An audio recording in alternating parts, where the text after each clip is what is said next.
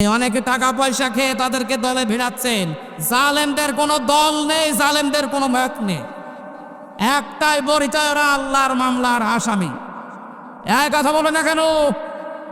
আজকে আসার সময় একটা ভিডিও দেখছিলাম, একটা যুবক ছেলে হেঁটে যাচ্ছে, এই আন্দোলনের ছেলে, আর একজন সোনার ছেলে এত বড় একটা তরবারি নিয়ে একেবারে ডাইরেক্ট দিয়েছে তার শরীরের ওপরে কোপ। দৃশ্য দেখার পরে মনে করলাম, আল্লাহ, এটা মানুষ কোনোদিন করতে পারে? আর এদেরকে আপনি জামিন দেবেন আর বাংলাদেশের জনগণ আপনাকে ছেড়ে দেবে? শহীদ আবু সাইদকে সন্ত্রাসী নামে আখ্যা দিয়েছিল লালমনিরহাটের এক ম্যাজিস্ট্রেট। পরে শুধু বরখাস্ত করলে হবে না, ওইটা জালেমদের দোসর। সিভিল সার্জনে চাকরি করে এরকম জালেমদের দোসর যারা আছে, মাথা উঁচু করলে যেন মাথা কেটে দেওয়া হয়। আমরা বিনা কারণে 3 বছর রাখতে পারে, আর রিমান্ড চলছে, একদিনে জামিন দিয়ে দিচ্ছেন, তাও 6টা মামলা। আপনি কি আর কি পেয়েছেন? বলে ওর জামিন পাওয়ার অধিকার নেই। আমার অধিকার ছিল না? আমার মামলাটা এই যে কয়েকদিন আগে যখন ঢিসমিস করে দিল, দেখার পরে আদালত বলছে একটা মামলা হইল, কি দিয়ে বিচার করবো, যা ফেলে দিল, সব খালাস। মনে মনে আসছিল, আল্লাহ, মনে হয় জিজ্ঞাসা করে যে আদালত, 3টা বছর তো আপনার কাছে মামলা ছিল, তখন তো বলেননি যে কিছু নেই, কে দিয়ে বিচার করব? আটক রাখলেন 30 বার উঠেছিল মামলা আমার, আর এখন আপনি একবার উঠতেই সব জামিন দিয়ে দিচ্ছেন। মানে যে মানুষগুলো উদ্যত্ত প্রকাশ করেছিল, অহংকার করে আল্লাহকে পর্যন্ত চ্যালেঞ্জ দিয়েছিল, তারা যদি আজ আস্তে আস্তে এভাবে ছাড়া পায়, আপনি মানবতা দেখাচ্ছেন। কোরআনের আয়াতে আল্লাহ বলেন, ওয়ালা তুখাতিবনি ফিল্লাযিনা যালামু, হে নবী নূহ, ওরা যখন পানির ভেতরে হাবুডুবু খাবে, ওই জালেমদের করুণ অবস্থা দেখে যেন আপনি আবার আমার কাছে দোয়া করতে যাবেন না যে আল্লাহ ওদের মাফ করে দেন। এ নিষেধকার। আরো জোরে বলেন। 950 বছর ওরা কি করেছে আপনি দেখেননি? আমি 15.5 বছর তুলে ধরলাম, আপনি দেখেননি? কত মানুষের বকখালি করেছে। কিচ্ছু যদি না করে থাকে, শুধু আয়না ঘরের জন্য ওরা জাহান্নামে যাবে। চিন্তা করতে পারেন, 8 বছর 10 বছর একটা জীবিত মানুষ মাটির নিচে, আমি তো মাত্র 10 দিন ছিলাম, আর ওরা কাটিয়েছে ব্যারিস্টার আরমান আর আমার আজমি 8 বছর 10 বছর মাটির নিচে, মাত্র 3.5 হাত জায়গা, এদিকে 2.5 হাত, এদিকে 3.5 হাত, কোনো আলো বাতাস নেই, চোখ বান্ধা, পায়ের ভেতর দিয়ে হাত লাগিয়ে, সামনে যে ব্যারিকেড দেওয়া আছে লোহার রড, ওর সাথে লিগে হাত লাগিয়ে দেয়। আমার সাথে মুফতি ফখরুল ইসলাম জেলখানায় ছিল, বলতো মাঝে মাঝে, হামজা ভাই, জীবনে আল্লাহ পাক মাঝে মাঝে ওই বছরগুলোতে বলতাম, আল্লাহ, তুমি আমাকে যদি একটু শোয়ার ব্যবস্থা করে দিতে। আপনি বলেন তো, বাস্তবতা কোথায় নিয়ে গিয়েছে তারা? আমি পৃথিবীর ইতিহাসেও এরকম শাস্তি দেওয়ার কথা পড়িত নাই, শুনিও নাই, যে মানুষকে এইভাবে করে 8 বছর 10 বছর রাখা যায়। 3টা বছর জেলে থেকে আমার 14টা রোগ হয়ে গেছে। অথচ যেই লোকটা ব্যারিস্টার আরমান বের হওয়ার পরে সংবাদ সম্মেলন করে জানাচ্ছে এটা যে 24 সাল, উনি জানেই না কখন রাত হয়েছে, কখন দিন হয়েছে, তার মনে নেই। খাবার যা দিত ছোলা পচা, এরপরে মাখানো খাবার, মনে আছে কেউ মাখিয়ে রেখে গেছে, ওই খাবার পচা, দুর্গন্ধ, খেলে খান, না খেলে মরি যান। আমরা মাঝে মাঝে রিমান্ডে বলতো, হুজুর, এই যে বিশাল নালা দেখতে পাচ্ছেন, এই নালা দিয়ে বহু মানুষকে কারেন্টের শর্ট দিয়ে আমরা এই পুকুরের ভেতরে ফেলেছি। এই কঠিন ভয়ঙ্কর দৃশ্যগুলো সামনে আসে, আপনি এরপরও জালেমদের পক্ষে সাফাই গান, যা পা ঘাবড়াবেন না। আপনি মানুষ, আপনি ঘাবড়ালে আমরা নরম হয়ে যাই। আর মাঝে মাঝে সাহস দিচ্ছে, আপনি চট করে ঢুকে পড়ে আসেন। আপনি চট করে ঢোকা দরকার নেই, এই দেশের জনগণ আপনাকে নিয়ে আসবে। যা করেছেন এই 15.5 বছরে, ওই 6 সালের 28 অক্টোবর থেকে শুরু করে 24-এর 5 আগস্ট পর্যন্ত প্রত্যেকটা হত্যার হুকুমদাতা হিসাবে আপনার বিচার করা দরকার।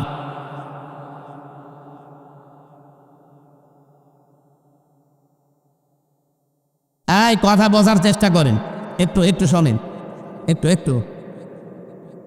আয়াতের শেষের শব্দ ছিল ওয়ালা তুখাতিবনি ফিল্লাযিনা যালামু ইন্নাহুম মুগরাকুন। হে নবী নূহ, ওরা যখন পানিতে ডুবে মরবে তখন ওদের পক্ষে আপনি আমার কাছে সাফাই গাবেন না, আমার কাছে মাপ চাবেন না। 15.5 বছর পরে ওদের এখন যে দৃশ্য, ইঁদুরের গর্ত পাচ্ছেন না, বের হলেই মুখ বের করলে ধারা খাচ্ছে হাজার হাজার কোটি টাকা নিয়ে। যত অপরাধ করে যে অপরাধের শাস্তিগুলো এখন দেওয়ার সময় এসে গেছে। কথা বলেন, এই সমস্ত জেল জরিমানা এদের ওই রিমান্ডে কষ্ট দেওয়া দেখে যদি কারো মায়া লাগে, কোরআনের এই আয়াত কেটে বাদ দিয়ে দিন। আল্লাহ বলছেন ওই জালেমদের দুরবস্থা দেখে যেন হে নবী আপনার মায়া না লাগে, আমার কাছে আবার কিছু বলতে যাবেন না। সুতরাং আমরাও এখন এই 15.5 বছরের যে শোধ পাচ্ছি, এই যে শব্দ ছিল কলা ইন তাসখরু মিন্না ফাইন্না নাসখরু মিনকুম কামা তাসখরু। হযরত নূহ আলাইহিস সালাম বলেছিলেন তোমরা যা করছো আমার সাথে হাসি ঠাট্টা, সময় কিন্তু আমারও আসবে, আমিও কিন্তু ওই রকম হাসি ঠাট্টা করব। সে সময় এসে যায়নি। সুতরাং এখন কোনো মায়া দেখানো নেই। অনেকে টাকা পয়সা খেয়ে তাদেরকে দলে ভিড়াচ্ছেন। জালেমদের কোনো দল নেই, জালেমদের কোনো মত নেই। একটাই পরিচয়, ওরা আল্লাহর মামলার আসামি। এক কথা বলে না কেন, 1400-1628টা চেয়ার ছিল এই দেশে, মেন চেয়ার। 1628টা চেয়ারের প্রত্যেকটা জালেম। এই জালেমদের পক্ষে আজ অনেকে দেখছি সাফাই গাচ্ছে, বলছে এখান থেকে বদলি করে অমুক জেলায় দিয়ে দাও। কিনো, আমি একটা মানুষ, আমাকে এখান থেকে বদলি করে কুষ্টিয়ায় দিলে মানুষ পাল্টাবে? যে জালেম সে জালেমই তো থাকবে। সুতরাং আমরা জালেমদের এই বদলি চাই না, ওদেরকে অপসারণ চাই, চেয়ার থেকে জীবনের মতো নামিয়ে দিই। কোনো জালেমের দরকার নেই। বৈষম্য বিরোধী ছাত্র আন্দোলনে যারা জীবন দিয়েছে ওদের উদ্দেশ্যে যে 9টা সামনে দেখেন সংস্কার চেয়েছিল, ওরা বৈষম্য বিরোধী, বৈষম্য দূর করার জন্য ওরা চেষ্টা চালিয়েছিল। সুতরাং যারা 15.5 বছরে বৈষম্যের শিকার হয়ে ফার্স্ট ক্লাস পাওয়ার পরেও তারা চাকরি পায়নি, এক কথা বলে না কেন, শুধু কোটা কোটা কোটা এসব খেয়েছে। এই মেধাবীদেরকে এখন এই চেয়ারগুলোতে বসা, এ দাবির পক্ষে আপনারা নেই। এ দাবির পক্ষে আমরা শুধু না, কোরআন এ দাবির পক্ষে। যারা এতদিন অবহেলিত ছিল এই মানুষগুলোকে তাদের আসল জায়গায় ফিরিয়ে দেন। আমরা চাচ্ছি সংস্কার যখন আরম্ভ হয়েছে, ডক্টর মোহাম্মদ ইউনূস অলরেডি 100 জনের 65 জন প্রায় পাল্টিয়ে ফেলেছে। এই কথা বলেন না কেন, 100 জনের প্রায় 65 জন পাল্টিয়ে ফেলেছে, এখনো 35টা আছে। আমরা চাই এগুলো ইমিডিয়েটলি পাল্টা। কোনো সালেমের চেয়ারে বসার অধিকার নেই, কারণ ওরা চেয়ারের জন্য অবৈধ। আরো জোরে বলেন ঠিক কিনা? এই অবৈধ মানুষগুলো যতদিন থাকবে, ওরা ততদিন পর্যন্ত দেশের জনগণ, ইসলাম, রাসূল, আল্লাহর বিপক্ষে অবস্থান নেবে। গতকালকে আলামিন সিদ্দিক এই কোলাঙ্গার বলেছে নবীজির জীবনী বুয়েটে আলোচনা করা চলবে না। 96 নবীর উম্মত আমরা এখানে বাস করি, নামাজ পড়ি না পড়ি সেটা যে বাদ দিলাম, কিন্তু নবীর উম্মত আমরা, নবীর জীবনী চলবে না ওরকম বুয়েটে দেশে দরকার নেই। মুসলমানের নবীর উম্মতের টাকা দিয়ে বুয়েট চলবে আর সেখানে নবীর জীবনী শোনানো যাবে না? কি হয়েছে কি? বুয়েট কি ঢাকা বিশ্ববিদ্যালয়ের চাইতে উপরে হয়ে গেছে? ঢাকা বিশ্ববিদ্যালয়ে যদি নবীর সিরাত অনুষ্ঠান হতে পারে, বাংলাদেশে আর কোন জায়গা বাকি থাকতে পারে বলেন তো? সুতরাং আমরা চাই, এ জালেমের খবর নিলাম, এ কোলাঙ্গার ওই জালেমের সময় নিয়োগ পেয়েছে, ওই 5 তারিখের আগে বিদায় নেওয়ার আগে ওরে নিয়োগ দিয়েছে। আমরা চাচ্ছি, এটা আমার মাইক হাতের সামনে, আমি একা না, আমি 18 কোটি মানুষের পক্ষ থেকে কথা বলছি এখন। আমরা চাই অতি তাড়াতাড়ি এই আলামিন সিদ্দিক, এই কোলাঙ্গারকে ওখান থেকে অপসারণ করা হোক।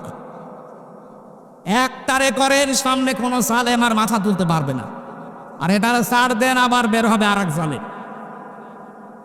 আমি আহ্বান জানাচ্ছি আরএফএল এবং প্রাণ কোম্পানির যারা দায়িত্বে আছেন, অনেকেই কিন্তু এখন মুসলমানদের ছেলেমেয়েরা বলছে আমাদের নামাজ পড়ার সময় দেয় না।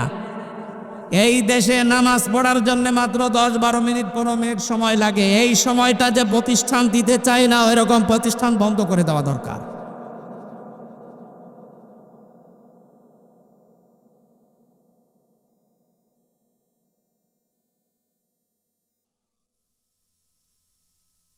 আমার ভাইরা,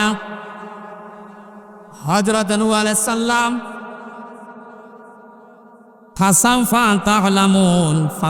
তা'লামুন তাদেরকে বারবার ঘোষণা দিয়ে জানিয়ে দিলেন, এতদিন পর্যন্ত ঠাট্টা বিদ্রূপ উপহাস করতে আমার সাথে নৌকা বানানো দেখে এবার আমি তোমাদেরকে প্রকাশ্যভাবে ঘোষণা দিলাম, সময় এসে গেছে খুব তাড়াতাড়ি। হাত্তা ফাসাউফা তা'লামুনা মাইয়াতিহি আযাবুন ইয়াখযিহি ওয়া ইয়াহিল্লু আলাইহি আযাবুম মুকিম।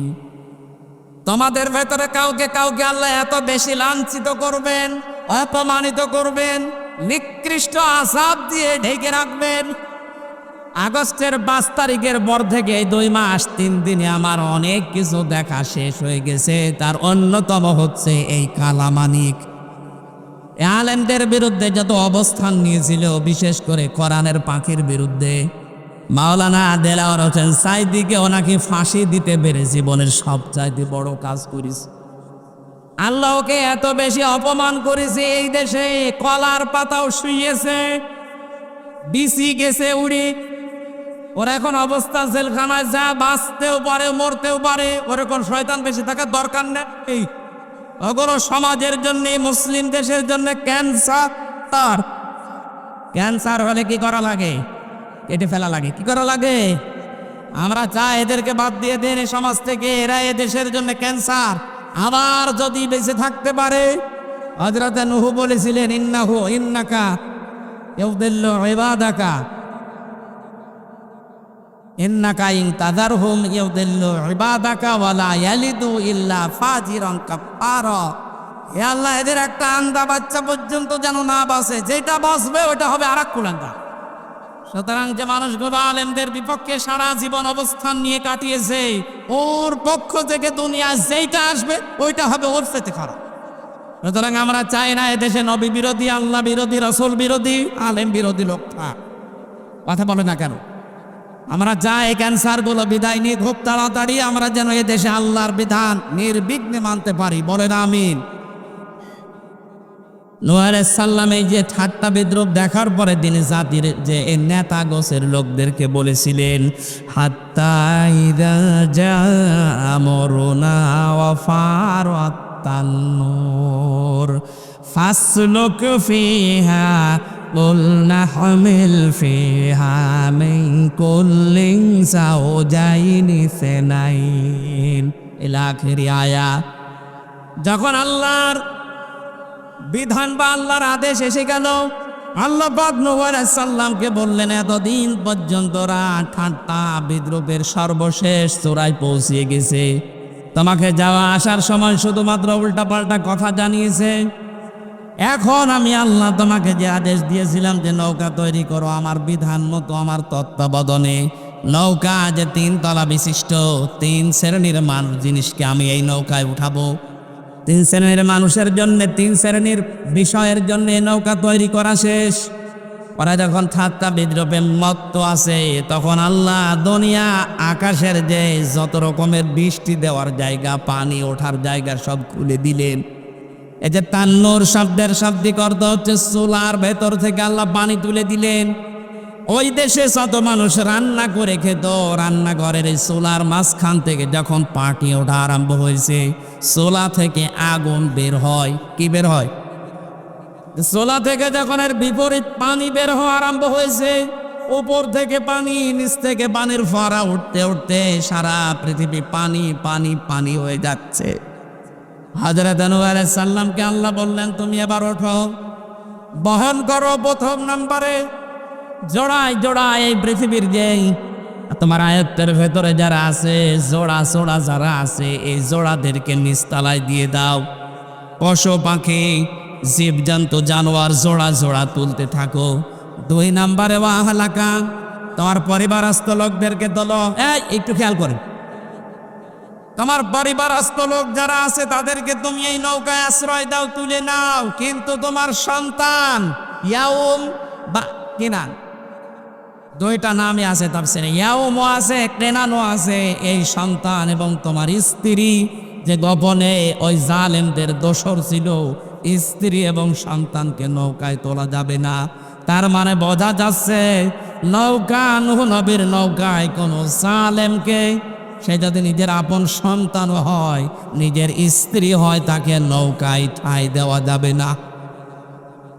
আরো জোরে বলেন।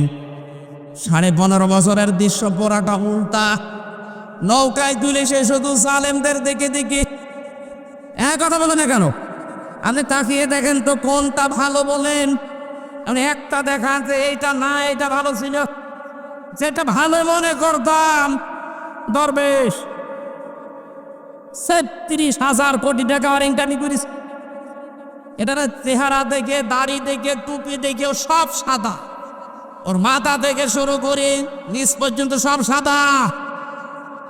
এত বড় দরবেশ যদি এত টাকা মারিং কাটিং করে, আর ওর যে চরিত্র এখন বের হচ্ছে, শয়তান অপনিচে নামে না। কথা বলো না কেন? দরবেশই যদি এই হয়, বাকিটা কি করেছে আল্লাহ জানে।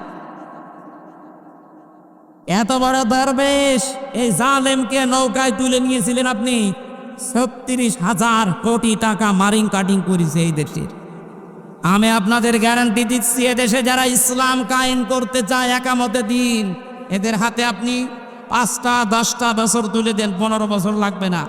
36,000 কোটি না, 36 পয়সা যদি চুরি হয়,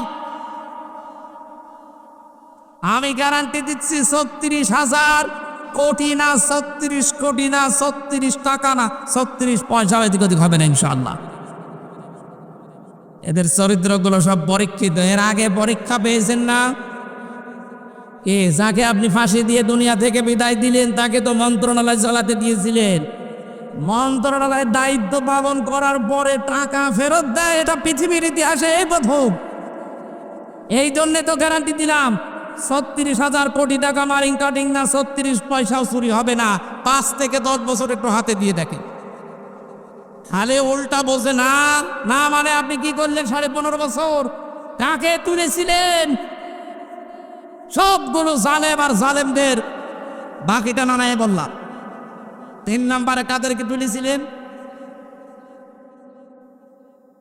ইল্লামান আমানা, যারা ঈমান এনেছে, ওই যে 80 জন, ওই 80 জনকে আপনি তুলে নেন 3 তলায়। তার মানে এখানে বোঝাতে চায় আল্লাহ, নূহ নবীর যে নৌকা ছিল, এই যে জালেম পালিয়েছে, ও জালেম মাঝে মাঝে বলতো যে এই নৌকা নূহ নবীর নৌকার মতো। কথা বলেন না কেন? আপনি যদি এই নৌকাকে নূহ নবীর নৌকার সাথে তুলনা করেন, আল্লাহ নূহ নবীর নৌকাতে জালেমদেরকে তুলতে নিষেধ করেছিলেন, আপনি পুরাটা উল্টিয়ে শুধু জালেম দিয়ে নৌকা পরিপূর্ণ করেছেন। এই কারণে তো নৌকা ডুবে গেছে।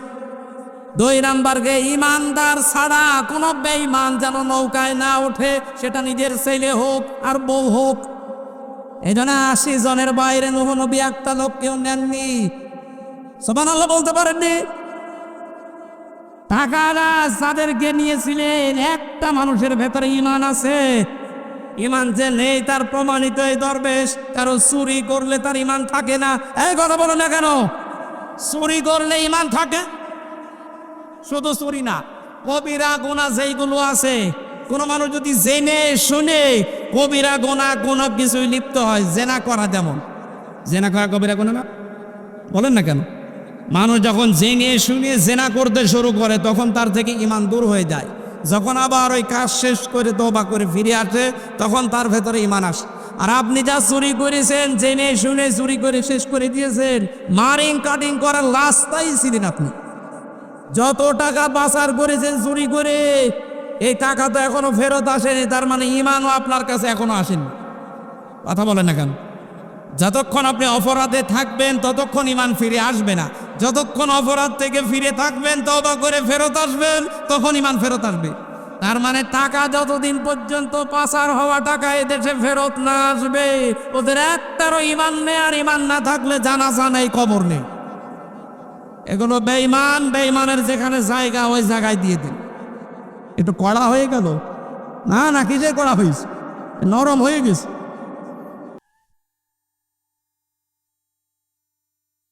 ওমা আমানা মাআহু ইল্লা কালিল। আল্লাহ বলেন তাদের ইমানদারের সংখ্যা যেহেতু কম ছিল, মাত্র 80 জন। এই 80 জন আর ওই আহাল পরিবারের কয়েকজন, তাও সন্তান স্ত্রী বাদ দিয়ে, বাকি পশু পাখি আর জীবজন্তু দিয়ে 3 তলা লঞ্চ তিনি পরিপূর্ণ করবেন বলে মনস্থ করলেন। কিন্তু সাথের লোকেরা এত নিকৃষ্ট আচরণ নূহ আলাইহিস সালামের সাথে করেছিলেন। হাদিসটা রিওয়ায়াতটা একটু দুর্বল, আমি শিক্ষার জন্য বলছি। হযরতে নূহ আলাইহিস সালাম যে নৌকা বানিয়েছিল, জাতির যারা নেতা গোছের লোক, ওরা শুধু ঠাট্টা বিদ্রুপ করে শেষ করেনি, কিছু কিছু দুষ্ট মানুষকে বলেছে, নূহর নৌকায় যদি টয়লেট করতে পারো তার এই পুরস্কার। বলেন নাউজুবিল্লাহ। ওরা টয়লেট করতে করতে একেবারে পরিপূর্ণ করে ফেলেছে। নূহ আলাইহিস সালাম ডাক দিয়ে বলে, রব্বুল আলামিন, আগেই তো ভালো ছিলাম, তোমার হুকুম মতো ওয়াহয়িনা, তুমি বললো আমার ওহী মতো তুমি করো। তোমার তত্ত্বাবধানে, তোমার কথা শুনে আমি 3 তলা নৌকা কিস্তি বানালাম। ওরা তো 3 তলা পুরাটাই ভরে ফেলেছে টয়লেট দিয়ে। আল্লাহ পাক বলেন, নূহ কোনো চিন্তা নেই, যারা করেছে তাদেরকে দিয়ে আমি এইটা পরিষ্কার করাবো। প্লেগ রোগ দেখা দিয়েছিল ওই সময়। কি রোগ? প্লেগ। গায়ের ভেতরে যে ফুসকুড়িগুলো হয়, ওর কাছে যে যায় তারও হয়। কি করা যায়? এই রোগ তো ভালো হয় না, কত ডাক্তার কবিরাজ সব ফেল হয়ে যাচ্ছে। এক বুড়ি নাকি চিন্তা করেছিল, কত কিছু তো জীবনে করলাম, নূহর নৌকায় তো কোনোদিন টয়লেট করতে পারলাম না। ও বুড়ি একা একা গিয়ে পা পিছলে গিয়েছে পড়ে ভেতরে। কষ্ট করে ওঠার পরে দেখছে যুবতী হয়ে গেছে। আমি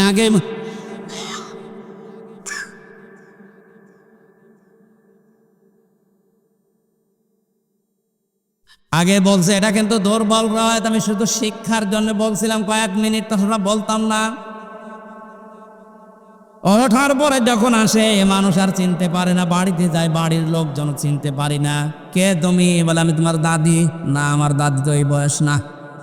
শেষ পর্যন্ত কথাবার্তারা যখন শোনার পরে দেখা গেল নূহর নৌকায় ডুব দেওয়ার কারণে যুবতী হয়ে গেছে। ও দেশে যারা বুড়ো মানুষ বলছে এখন যুবক হব, যুবতী হব। শেষ পর্যন্ত টয়লেট নিতে নিতে 7 বার করে ধুয়ে তারপরে নিয়েছে। আল্লাহ বলেন, নূহ যেটা করেছিলে তুমি, ঠিক তার তুলনায় আরো 3-4 গুণ বেশি পরিষ্কার হয়ে গেছে। এ পৃথিবীতে আল্লাহর কৌশল যেটা, জালেমদের কৌশল করতে করতে যেখানে শেষ হয়ে যায়, আল্লাহ পাক বলেন ওই জায়গা থেকে আমি আল্লাহ কৌশল আরম্ভ করি। শেষ পর্যন্ত নূহ আলাইহিস সালামের কাছে একজন বুড়ি মহিলা ঈমান এনেছিল, 80 জনের ভেতরে একজন। এটাও দুর্বল রায়াত, আমি শিক্ষার জন্য বলছি। আল্লাহর উপরে তাওয়াক্কুল, ভরসা থাকলে আল্লাহ যে কিভাবে তাকে বাঁচায়। নূহ আলাইহিস সালাম যখন বললেন এলাকার মানুষের, আল্লাহ পাক বৃষ্টি পাঠাবে, বন্যা পাঠাবে, জলোচ্ছ্বাস পাঠাবে, পানি আসবে, ফাখাযাহুমুত তুফান, তুফান আসবে, তোমরা সব সতর্ক হও। যারা ঠাট্টা বিদ্রুপ গলে উড়িয়েছে, এই বুড়ি কিন্তু ঈমান আনার পরে ডাক দিয়েছিল, নূহ শুনেছি তোমার আল্লাহ নাকি গজব পাঠাবে। আল্লাহ যদি গজব পাঠায় তাহলে আমারে নিতে কিন্তু তুমি ভুল করো না তোমার ওই নৌকায়। নূহ আলাইহিস সালামের 3 স্তরে সাজাতে সাজাতে ওনার আর ওই বুড়ির কথা মনে নেই। একাধারে 40 দিন চলছিল ওইটা। 40 দিন একাধারে চলছে এই নৌকা। আল্লাহ পাক বলেন, অকলর কাবু ফিহা বিসমিল্লাহি মাজরিহা অমর সাহা ইন্না রাব্বি লাগফুরুর রহিম। জোরে বলেন আল্লাহু আকবার। অনুবাদ শোনার আগে আল্লাহু আকবার বললাম কেন? 2টা কারণে। এদিকে তাকান। হযরত নূহ আলাইহিস সালামকে আল্লাহ বললেন এই কাজটা আগে করো, যে নৌকায় যখনই উঠবা তখনই বলো বিসমিল্লাহ, আল্লাহর নামে। মাজরিহা, এটার গতি, অমর সাহা এর স্থিতি। এখানে নৌকা বলতে আমি একটা রূপক অর্থ নিয়েছি। নৌকা মানে শুধুমাত্র এই নূহ নবীর নৌকা না, কিয়ামত পর্যন্ত এই পৃথিবীতে আল্লাহর আদেশ, আল্লাহর নিষেধকে যারা জমিনে কায়েম করতে চাইবে, এইটাও একটা নৌকা, কিস্তি। সুতরাং আল্লাহর বিধানকে চালু করার জন্য, কায়েম করার জন্য যারা চেষ্টা চালান, এ মানুষগুলোর গতি, স্থিতি এগুলো সব কার মতো চলবে বলেন তো? আরো জোরে বলেন। এজন্য আমরা যারা দিন কায়েমের জন্য এই দেশে দীপ্ত শপথ নিয়েছি বা নেব বলে আশা করছি, কোনো চিন্তা নেই, নির্দ্বিধায় আপনি জীবন, জান, মাল, ইজ্জত আবরু এ রাস্তায় খাটাবেন। বাকি দায়িত্ব যা পালন করবে আপনার বাবা মা, না কে? আরো জোরে বলেন কে? কেন আল্লাহ পালন করবে? কারণ এই দিন প্রতিষ্ঠার দায়িত্ব আল্লাহ আমাদেরকে দিয়েছেন, কিন্তু কায়েম করবেন তিনি। দায়িত্ব পালন করবে কারা? এজন্য মানুষ যখন মুসলমান হয় তখন এই কথা বলা লাগে, ইন্না সলাতি ওয়া নুসুকি ওয়া মাহইয়ায়া ওয়া মামাতি লিল্লাহি রাব্বিল আলামিন। জবান খুলে যার মুখস্থ আছে কোরআনের সোনালী আয়াত পড়েন, বলে ইন্না সলাতি ওয়া নুসুকি ওয়া মাহইয়ায়া ওয়া মামাতি লিল্লাহি রাব্বিল আলামিন। একদিন, 2 দিন না, 40 দিনের গতি এবং স্থিতি চলছিল। এই নৌকা কোথায় যে থামবে, কোথায় যে স্টিল হবে, কোথায় কোথায় নোঙ্গর করবে। এখান থেকে আমি শিক্ষা দিতে চাই, এই দেশে যারা দিন কায়েমের জন্য দীপ্ত শপথ নিয়ে নিজের জীবনের সব কিছু শেষ করে দিয়েছে, এই রংপুরের কৃতি সন্তান জনাব এটি মাজহারুল ইসলাম আজ 12 বছর জেল খাটতেছে।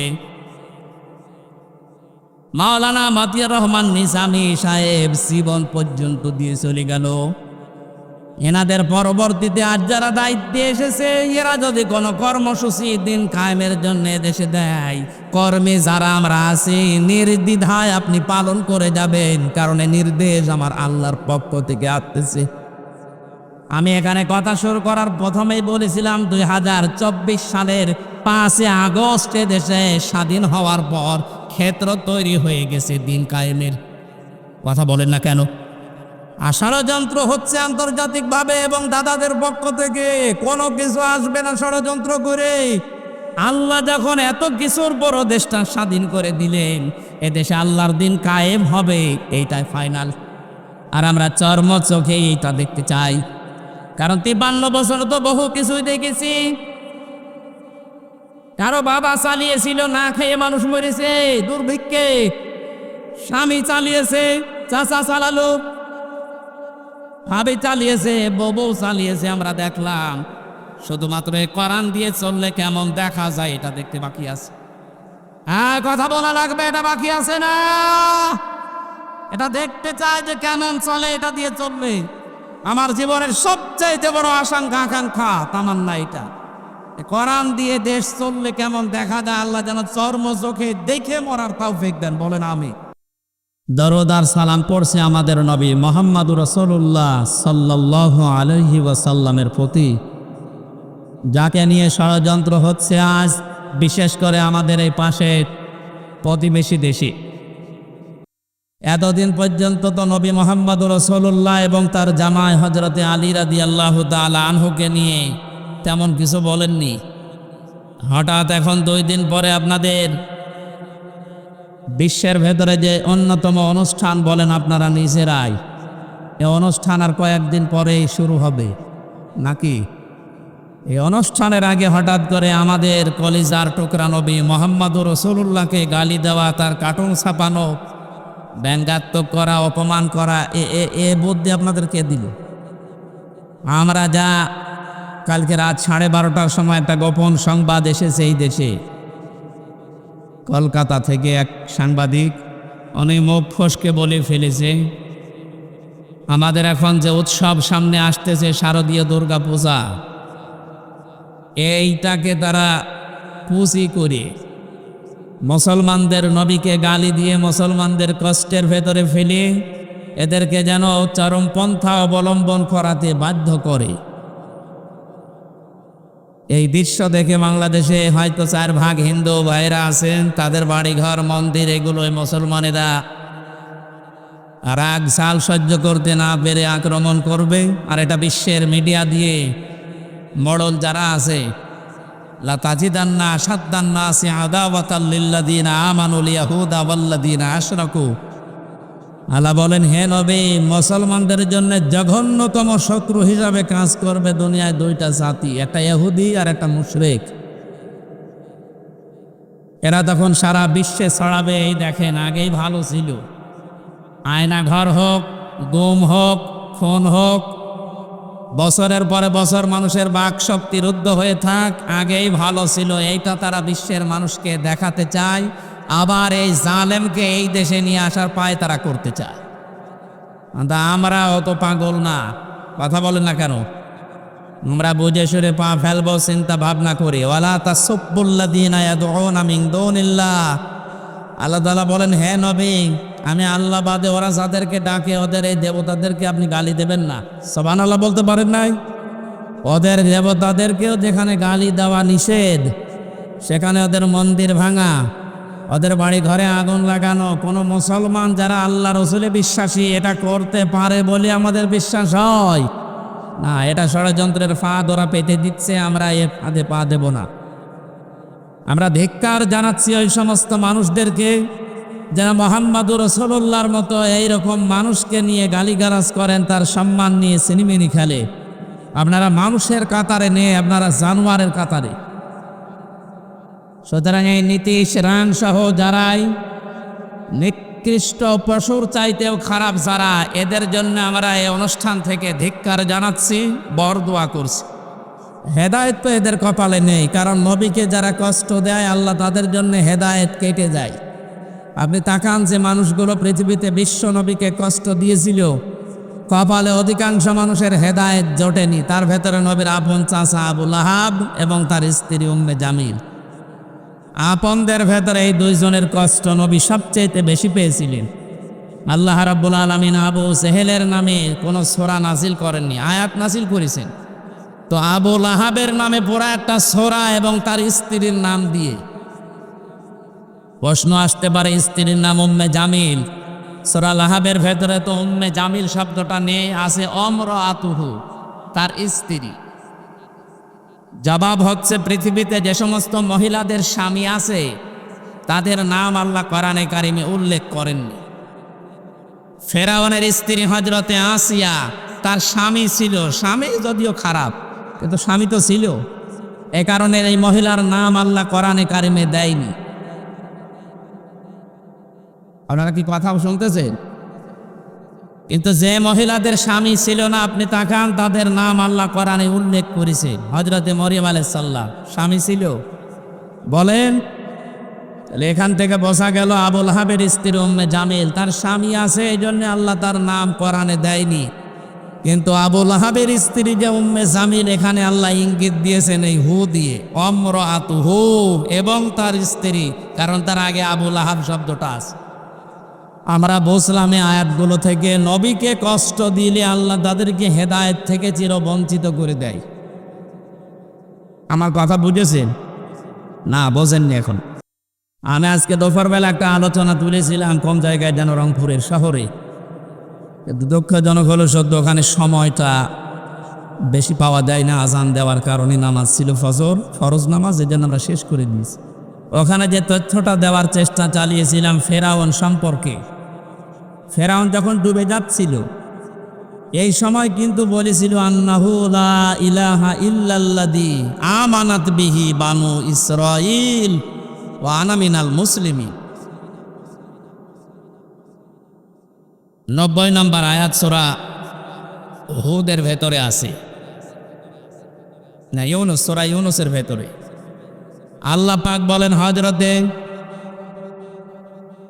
মুসা আলাইহিস সালাম যখন তিনি চলে যাচ্ছিলেন এই বিশাল লোহিত সাগর পার হয়ে, পেছনে যে আক্রমণ করার জন্য ধাওয়া দিয়েছে এই ফেরাউন, যখন ডুবে যাচ্ছিল, আজকে হাদিসটা পড়ছিলাম, জিবরাইল আলাইহিস সালাম তিনি নিজে নবীজির কাছে বর্ণনা দিয়েছেন, হে রাসূল, আমি কিন্তু যখন ফেরাউন ডুবে যাচ্ছিল একেবারে নিচে চলে যায়, সাগরের আবার ভেসে ওঠে, আবার নিচে যায়, ওই সময় যখন লা ইলাহা ইল্লাল্লাযী এ পর্যন্ত পড়েছিল, ও যেন মূসা কালিমুল্লাহ, এ শব্দ বলে ফেললে আল্লাহর যে দয়া, আল্লাহর যে মায়া, এটা তো আমি জানি। আল্লাহ হয়তো ওরে মাফ করে দিতে পারে, কিন্তু ওর সারা জীবনের যে জুলুম, যে অত্যাচার, যে পাপাচার, ও যে সীমা লঙ্ঘন করেছিল, মানুষের ওপর যে স্বৈরাচারী কায়দায় শাসন চালিয়েছিল, এটা আমি জিবরাইল তো দেখেছি। আমি সহ যত ফেরেশতা আছে, কেউ ওর এই শাসন ক্ষমতার উপরে, সেই রাজ্যের উপরে কেউ আমরা রাজি ছিলাম না। কিন্তু আল্লাহ তাকে ছাড় দিয়েছিল। 600 বছর একাধারে রাজত্ব করেছে, কোনোদিন তার জ্বরও হয়নি, মাথাও ধরেনি।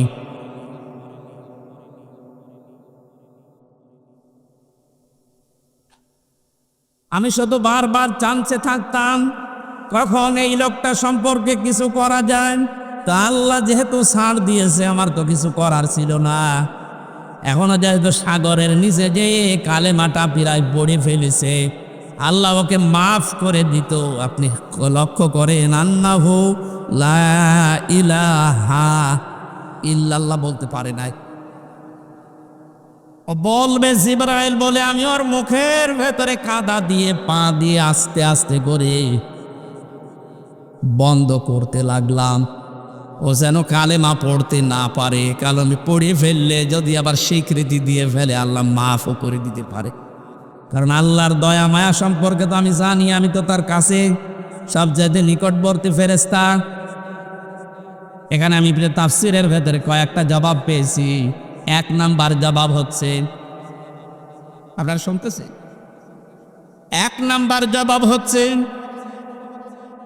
ও যদি লা ইলাহা ইল্লাল্লাহ পর্যন্ত বলে ফেলতো, ও কিন্তু স্বীকৃতি দেওয়ার সময় শুধু আল্লাহর একাত্মবাদের দিয়েছে, কিন্তু রেসালাতের ঘোষণা ও দেয়নি।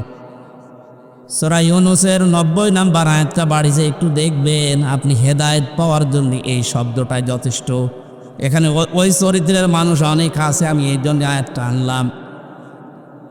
ও বলেছে, আন্নাহু লা ইলাহা ইল্লাল্লাযী আমানাত বিহি বানু ইসরাঈল ওয়া আনা মিনাল মুসলিমিন। আমি তো ঈমান আনলাম ওই আল্লাহর উপরে যার উপরে বনি ইসরাঈলরা ঈমান এনেছে। আমি তো মুসলমানের পরও ফেরেশতা আমারে বারবার পানির ভেতরে চুবাই কেন? জবাব হচ্ছে, ও কিন্তু রেসালাতের ঘোষণাটা দেয়নি, ও শুধু আল্লাহর ঘোষণা দিয়েছে। আল্লাহ পাক যাকে নবী করে, রসুল করে ওই জামানায় পাঠিয়েছিলেন, প্রেরিত পুরুষ করে, তিনি হযরতে মূসা। নাম কি বলেন বলেন? আল্লাহর ঘোষণা দেওয়ার পরে রেসালাতের ঘোষণাও দেয়নি। ও যদি বলতো লা ইলাহা ইল্লাল্লাহ মূসা কালিমুল্লাহ, ওই কঠিন অবস্থায় আল্লাহ তারে মাফ করে দিত। আল্লাহকে স্বীকার করার পরে রেসালাতের ঘোষণা না দিয়ে শব্দটা কিভাবে উচ্চারণ করেছে? আমানাত বিহি বানু ইসরাঈল, বনি ইসরাঈল যার উপর ঈমান এনেছে। এজন্য পৃথিবীতে যারা স্বৈরাচারী হয়, আল্লাহর পরের শব্দ ওর নাম স্বৈরাচার, এই শব্দটা দিয়েছেন। আল আনা ওয়াকাদ আসাইতা ক্বাবলু ওয়া কুনতা মিনাল মুফসিদিন। এখন কেন? এর আগে তো তুই বড় স্বৈরাচারী ছিলি। আমার বহু বান্দা বান্দিকে দুনিয়া থেকে বিনা কারণে বিদায় করেছিস। 70,000 বাচ্চাকে দুনিয়া থেকে বিদায় করেছিস, মূসা নবী যেন আসতে না পারে। কারণ যারা স্বৈরাচার হয়, তারা আল্লাহর গুণগান, আল্লাহর কথা দু এক সময় যদি বলেও, তার প্রেরিত পুরুষ ওই জামানায় যারা থাকে, ওই রসুলকে, নায়েবে রসুলকে তারা মেনে নিতে পারে না। হাজার হাজার বছর আগে ফেরাউন যেটা করেছিল, আজ এই 2024 সালের দিকে তাকিয়ে দেখতে পাচ্ছি অনেক মানুষ আল্লাহর কথা মানতে গিয়ে নামাজ পড়ে, রোজা করে, হজ করতে যায়, যাকাতও দেয়, কিন্তু তার প্রেরিত পুরুষ এই জামানায় তার প্রেরিত পুরুষ কিয়ামত পর্যন্ত যিনি, তিনি মুহাম্মাদুর রাসূলুল্লাহ। কথা বলেন না কেন? আল্লাহর কথা মানতে গিয়ে দেখবেন মাঝে মাঝে নামাজে যায়, রোজাও করে, লক্ষ টাকা খরচ করে হজও করে আসে, কিন্তু আল্লাহর প্রেরিত পুরুষ এই শেষ জামানায় যিনি মুহাম্মাদুর রাসূলুল্লাহর আদর্শ গ্রহণ করতে লোকটা ফেরাউনের মতো রাজি না। ফেরাউন যেমন ওই জামানার প্রেরিত পুরুষ মুসা নবীকে মানে নাই, এজন্য মুসা কালিমুল্লাহ শব্দটাও বলে নাই। এজন্য আল্লাহ তাকে হেদায়েত দেয়নি, ধ্বংস করে দিয়েছে। শুধু ধ্বংস না, ফালিয়াও মানুনা জিকা বিবাদানিকা লিতাকুনা লিমান খালফাকা আয়া, তোকে আমি আজকে সটকে দিয়ে রাখলাম, কিয়ামত পর্যন্ত ধরে আমি তামাম দুনিয়ায় যারা আসবে তাদের জন্য নিদর্শন বানিয়ে রাখলাম। এখান থেকে শুধু শোনার জন্য শোনা, বলার জন্য বলা না, শিক্ষা হচ্ছে আজ যারা আল্লাহর কথা দু একটা মেনে নিচ্ছেন, কিন্তু আল্লাহ যাকে প্রেরিত পুরুষ করে পাঠালেন আমাদের মাঝে, তার আদর্শ মানতে গেলে শুধু রাজনীতির গন্ধ খোঁজেন, আল্লাহর কসম আপনিও ফেরাউনের মতো মরবেন। এবার একটা উদাহরণ দিচ্ছি, একটু মিলান তো। এখানে যারা আছে, বসা পায়খানায় যাওয়া লাগে না লাগে না? হ্যাঁ, কথা বলেন। নবীজি বলেন বাম পা দিয়ে প্রবেশ করে কেউ যদি বলে আল্লাহুম্মা ইন্নী আউযু বিকা মিনাল খুবুসি ওয়াল খাবাইস, এ আল্লাহ আমি তোমার কাছে আশ্রয় চাচ্ছি, একে দুষ্টু জিন পরি যারা আছে, নারী হোক আর পুরুষ হোক, এরা যেন আমার লজ্জা স্থান দেখতে না পারে। কারণ শয়তানের যে 9টা টার্গেট দুনিয়াতে, তার 1 নাম্বার টার্গেট হচ্ছে উলঙ্গপনা, যৌনতা ছড়ানো। শয়তান সব সময় চায় লজ্জা স্থান উলঙ্গ করে রাখা, আর এগুলো মানুষকে দেখানো।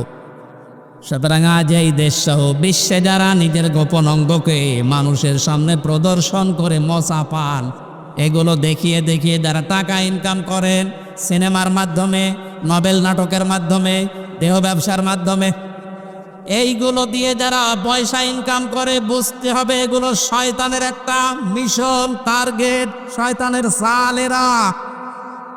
শয়তান জান্নাতে যাবে না জাহান্নামে। আরো জোরে বলেন, লামাং তাবিআকা মিনহুম লামলান্না জাহান্নামা মিনকুম আজমাইন। আল্লাহ বলে আমি ঘোষণা দিলাম, তোকে যারা অনুসরণ করবে, তোর ইত্তেবা করবে, তোকে তারা দেখে দেখে চলবে, তোর মিশন মতো যারা চলবে, তাদেরকে আমি তোর সাথে জাহান্নাম পরিপূর্ণ করব। সুতরাং শয়তানের যে মিশন, কোন নারী কোন পুরুষ যেন এই কাজে আমরা না যাই। বিশ্বনবী মুহাম্মদুর রাসূলুল্লাহ এত লজ্জাশীল ছিলেন, ফেরেশতা পর্যন্ত তাকে লজ্জা পেত। আর আমরা তার উম্মত হয়ে আজ নিজেদের যত কিছু আছে দেখানো যায়, যা যায় না সব আরো উন্মুক্ত করার চেষ্টায় আছে। এতে সমকামিতা আজ প্রমোট করছেন যারা, আপনি কি চাচ্ছেন বলেন তো? আল্লাহর পুরা সিস্টেমকে আপনি উল্টাতে যান। উপদেষ্টা মণ্ডলীতে যারা আছে তাদের 2 জন নাকি এটা চাচ্ছে যে দেশে সমকামিতা যেন কায়েম হয়। এ দেশটা যারা স্বাধীন করে দিয়ে গেল 71 এবং 2024-এ, কোন মুক্তিযোদ্ধা 71-এর 24-এর কোন মুক্তিযোদ্ধাকে আপনি এই খবর দিতে পারবেন যে আমরা সমকামিতা প্রতিষ্ঠার জন্য আপনারা জীবন দিয়েছেন? কেউ বলবে না আমরা এটা চাই না, এটা পুরা বিরোধী আল্লাহর। আল্লাহ সব চাইতে বেশি রাগান্বিত হয়ে যায় তখন যখন কেউ তার সৃষ্টিকে পুরা পাল্টিয়ে ফেলে। সূরা নেসার ভেতরে আল্লাহ আয়াত দিয়েছেন, কোন সৃষ্টি যদি তার নিজের আকৃতি পাল্টিয়ে ফেলে তাকে মেরে ফেললেও কোনো গুনাহ নেই। অথচ আজ আপনি কি করে প্রমোট করতে পারলেন যে নারী নারীতে বিয়ে, পুরুষে পুরুষে বিয়ে? বলেন নাউজুবিল্লাহ। ছাত্র জনতা মিলে ওখানে আপনাদেরকে যেমন বসাতে পেরেছে, আল্লাহর বিরুদ্ধে, রাসূলের বিরুদ্ধে অবস্থান নিলে নামাতেও পারবে। এই জন্য আমরা একটু সাবধান বানিয়ে দিলাম, যদি জ্ঞানী হয়ে থাকেন এটা যেন ঢোকে মাথায়। তাইলে এটা যাওয়ার সময় কথাটা বলার পরে আপনি প্রবেশ করে 8-10 মিনিট কাজ করলেন, বের হওয়ার সময় বললেন আল্লাহ গোফরানাক আলহামদুলিল্লাহিল্লাযী আযহাবা আন্নিল আযা ওয়া আফানি। প্রশংসা আদায় করছে আল্লাহর, যিনি আমার পেট থেকে গন্ধ জিনিস বের করে আমাকে শান্তি, স্বস্তি, নিরাপত্তা, একটা ভালো বিষয় আমাকে দিলেন, আনন্দের বিষয়। যতক্ষণ এটা পেটের ভেতরে ছিল ততক্ষণ কষ্টে ছিলেন, এটা বের হওয়ার পরে আফানি, একটা নিরাপত্তা পেলেন। একটা স্বস্তি পেলেন, একটা শান্তি পাচ্ছেন, এটা দিচ্ছে কে? বলেন বলেন। আপনি যতই চেষ্টা করেন ওটা বের করতে পারবেন না। আল্লাহ দয়া করে বের করে দিয়েছে, এই জন্য প্রশংসা আদায় করলেন। আমি এই যে 2-3 মিনিট বক বক করছি কেন বলেন তো? একটা বিষয় নিয়ে আসার জন্যে। কোন দিকে তাকে আছি খেয়াল করেন। এই যে 8-10 মিনিট আপনি টয়লেটে কাটালেন, পায়খানায় কাটালেন, নবীজির সুন্নাত অনুযায়ী যেহেতু কাজটা হয়েছে, এই 10 মিনিট ইবাদত। 1-2 যোগ এটা যে ইবাদত, আপনার বিশ্বাস হচ্ছে না? কথা বলে না কেন? এটা ইবাদত না। কেউ বলেন তো যে না, কেউ বলতে পারবে? নবীর সুন্নাত অনুযায়ী এই কাজটা করে আবার বেরিয়ে আসলেন, পুরা 8-10 মিনিট ইবাদত। পুরা 8-10 মিনিট কি কারণ এই সুন্নাতটা কার? রাসূলের। কার? আরো জোরে বলেন। আর রাসূলের তরিকা বাদ দিয়ে যদি এই কাজ করতেন, বাম পা দিয়ে প্রবেশ করেননি, দোয়াও পড়েননি, কাজ করে চলে আসলেন, ডান পা দিয়ে বেরো হননি, গোফরানাকাও বলেননি, এই 8-10 মিনিট না, আধা ঘন্টা বসে থাকলো, ইবাদত হবে? কি বুঝলেন এবার বলেন? এই 10 মিনিট আধা ঘন্টায় যদি আপনার ইবাদত না হয়, কারণ তরিকাটা রাসূলের ছিল না, এই জন্যে কাজ একই কিন্তু ইবাদত। আরো জোরে বলেন। এটা বাংলাদেশ সহ বিশ্বে যত মুসলমান আছে সবাই বিশ্বাস করে এক বাক্যে, আগেরটা রাসূলের তরিকায় ছিল, ওটা 8-10 মিনিট না, এক ঘন্টা। কেউ যদি টয়লেটে বসে থাকে পুরা 1 ঘন্টা ইবাদত। এবার একটা আওয়াজ কমে গেলে মনে হয় বিশ্বাস হচ্ছে। এটা 1 ঘন্টা না, 10 ঘন্টাও বসে থাকলে পুরাটা কি? কারণ আমি তরিকাকার রাসূলের। আরো জোরে বলেন কার? এইটা যদি ইবাদত বিশ্বাস করেন, বিশ্ব নবী কোরআন দিয়ে 10 বছর তো রাষ্ট্র চালিয়েছিলেন, এটা ইবাদত না? আরো জোরে বলুন। এইটা শুনলে কেউ যদি বলে না এটা দুনিয়ার কাজ, রাজনীতি, তাহলে আগেরটা কি? আজকে থেকে টয়লেটে যাবেন না। আপনি যদি বলেন যে রাসূল 10 বছর কোরআন দিয়ে রাষ্ট্র চালিয়েছে, এইটা রাজনীতি, আরে 10 মিনিট টয়লেট করা এইটা ইবাদত, তো ওটাও রাসূলের কাজ, এটাও রাসূলের কাজ। এক কথা বলে না কেন? আগেরটা যদি কেউ রাজনীতি মনে না করে, পরেরটা রাজনীতি মনে করলে ওর ইমানের সমস্যা হবে। এবার কত দূর গেল আপনি ভাবেন। কারণকে আল্লাহ হেদায়েত দেয়নি, তার অন্যতম কারণ ও আল্লাহকে মানার চেষ্টা করেছিল বিপদে পড়ে, কিন্তু রিসালাতের ঘোষণা দেয়নি। আজও এই দেশে বহু মানুষ এমন পাওয়া যাচ্ছে, লোক দেখানোর জন্য হোক, আছে সেভাবেই হোক, আল্লাহর বিধান 2-1টা দেখি মানে, রাসূলের তরিকার কথা বলতে গেলে ওর কাছে রাজনীতি মনে হয়। কথা বল। গতকালকে কুষ্টিয়ায় দৌলতপুর থানার তারাগনিয়া এলাকায় মাওলানা সাদিকুর রহমান আজহারি ভাই গিয়েছিলেন। ওখানকার একজন সাবেক চেয়ারম্যান, আমি নাম নিলাম না, এই লোকটা বাধা দিয়েছে রাসূলের এই রাজনৈতিক জীবনীটুকু বলার কারণে। উনি পরিচয় দিচ্ছে উনি নাকি জাতীয়তাবাদী দলের চেয়ারম্যান ছিলেন, সাবেক। কিসের জাতীয়তাবাদী দলের চেয়ারম্যান আপনি? দায়িত্বে আপনার বাবা যিনি বসে আছেন জনাব তারেক রহমান, ওনাকে জিজ্ঞাসা করেন তো উনি রাসূলের জীবনী মানে কিনা। উনি যদি মানতে পারেন আপনি পাতি। জায়গায় এরকম উদ্যোগ তো দেখাবেন না, আপনি কিন্তু বেঈমান হয়ে মরবেন। আল্লাহর কথা আপনি মেনে নেওয়ার জন্য আহ্বান জানাচ্ছেন। আমি নামাজ পড়ি, আমি রোজা রাখি, সে ঘোষণাও দিচ্ছে আমি নামাজ পড়ি, আমি রোজা রাখি, আমি হজ করে এসেছি পরে। কিন্তু রাসূলের তরিকাগুলো আপনি মানার জন্য তখন বলতে গেলে রাজনীতি মনে করেন, আপনার মরণ হবে ফেরাউনের মতো।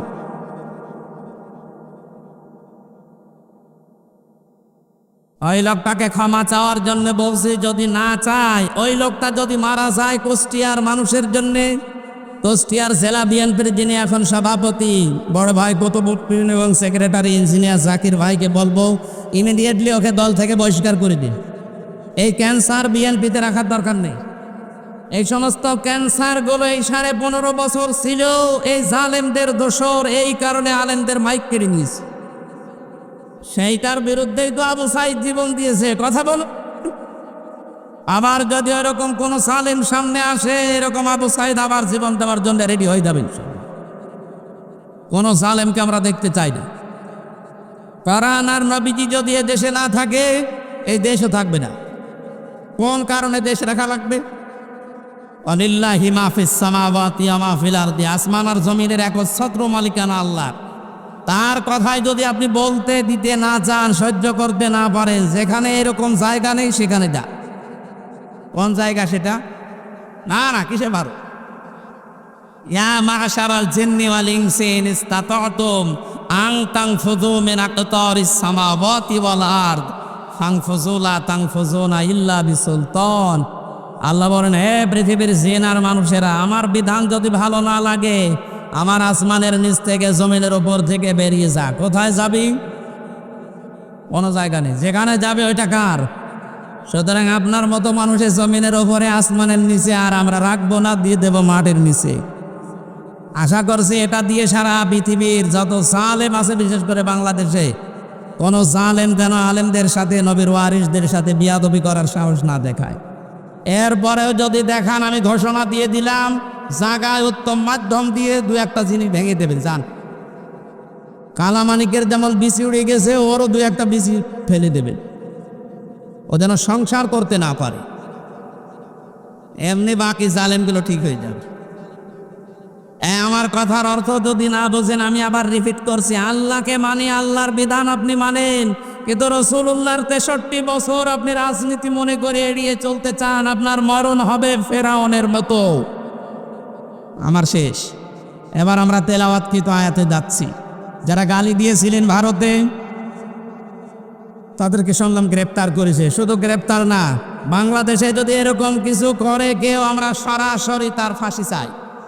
এখানে কোনো কম্প্রোমাইজ নেই, কোনো ছাড় নেই। রাসূলুল্লাহকে গালি দিলে, অপমান করলে একই ফতোয়া, ওকে মেরে ফেলা রাখবে। এটার পক্ষে আপনারা নেই?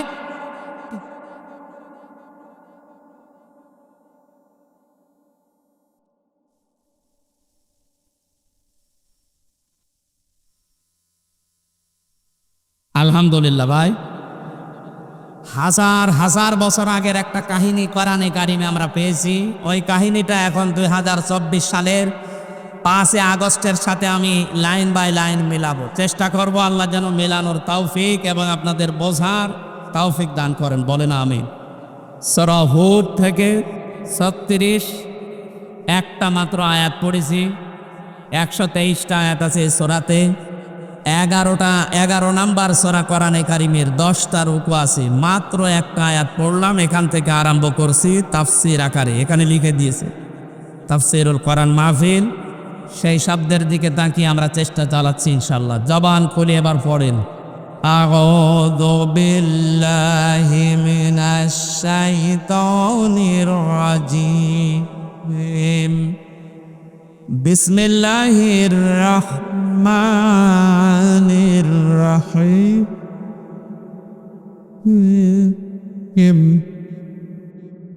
উহিয়া ইলা নূহিন আন্নাহু লা ইউমিনু মিন কওমিকা ইল্লা মান قد عمل فلا تبتئس بما كانوا يفعلون।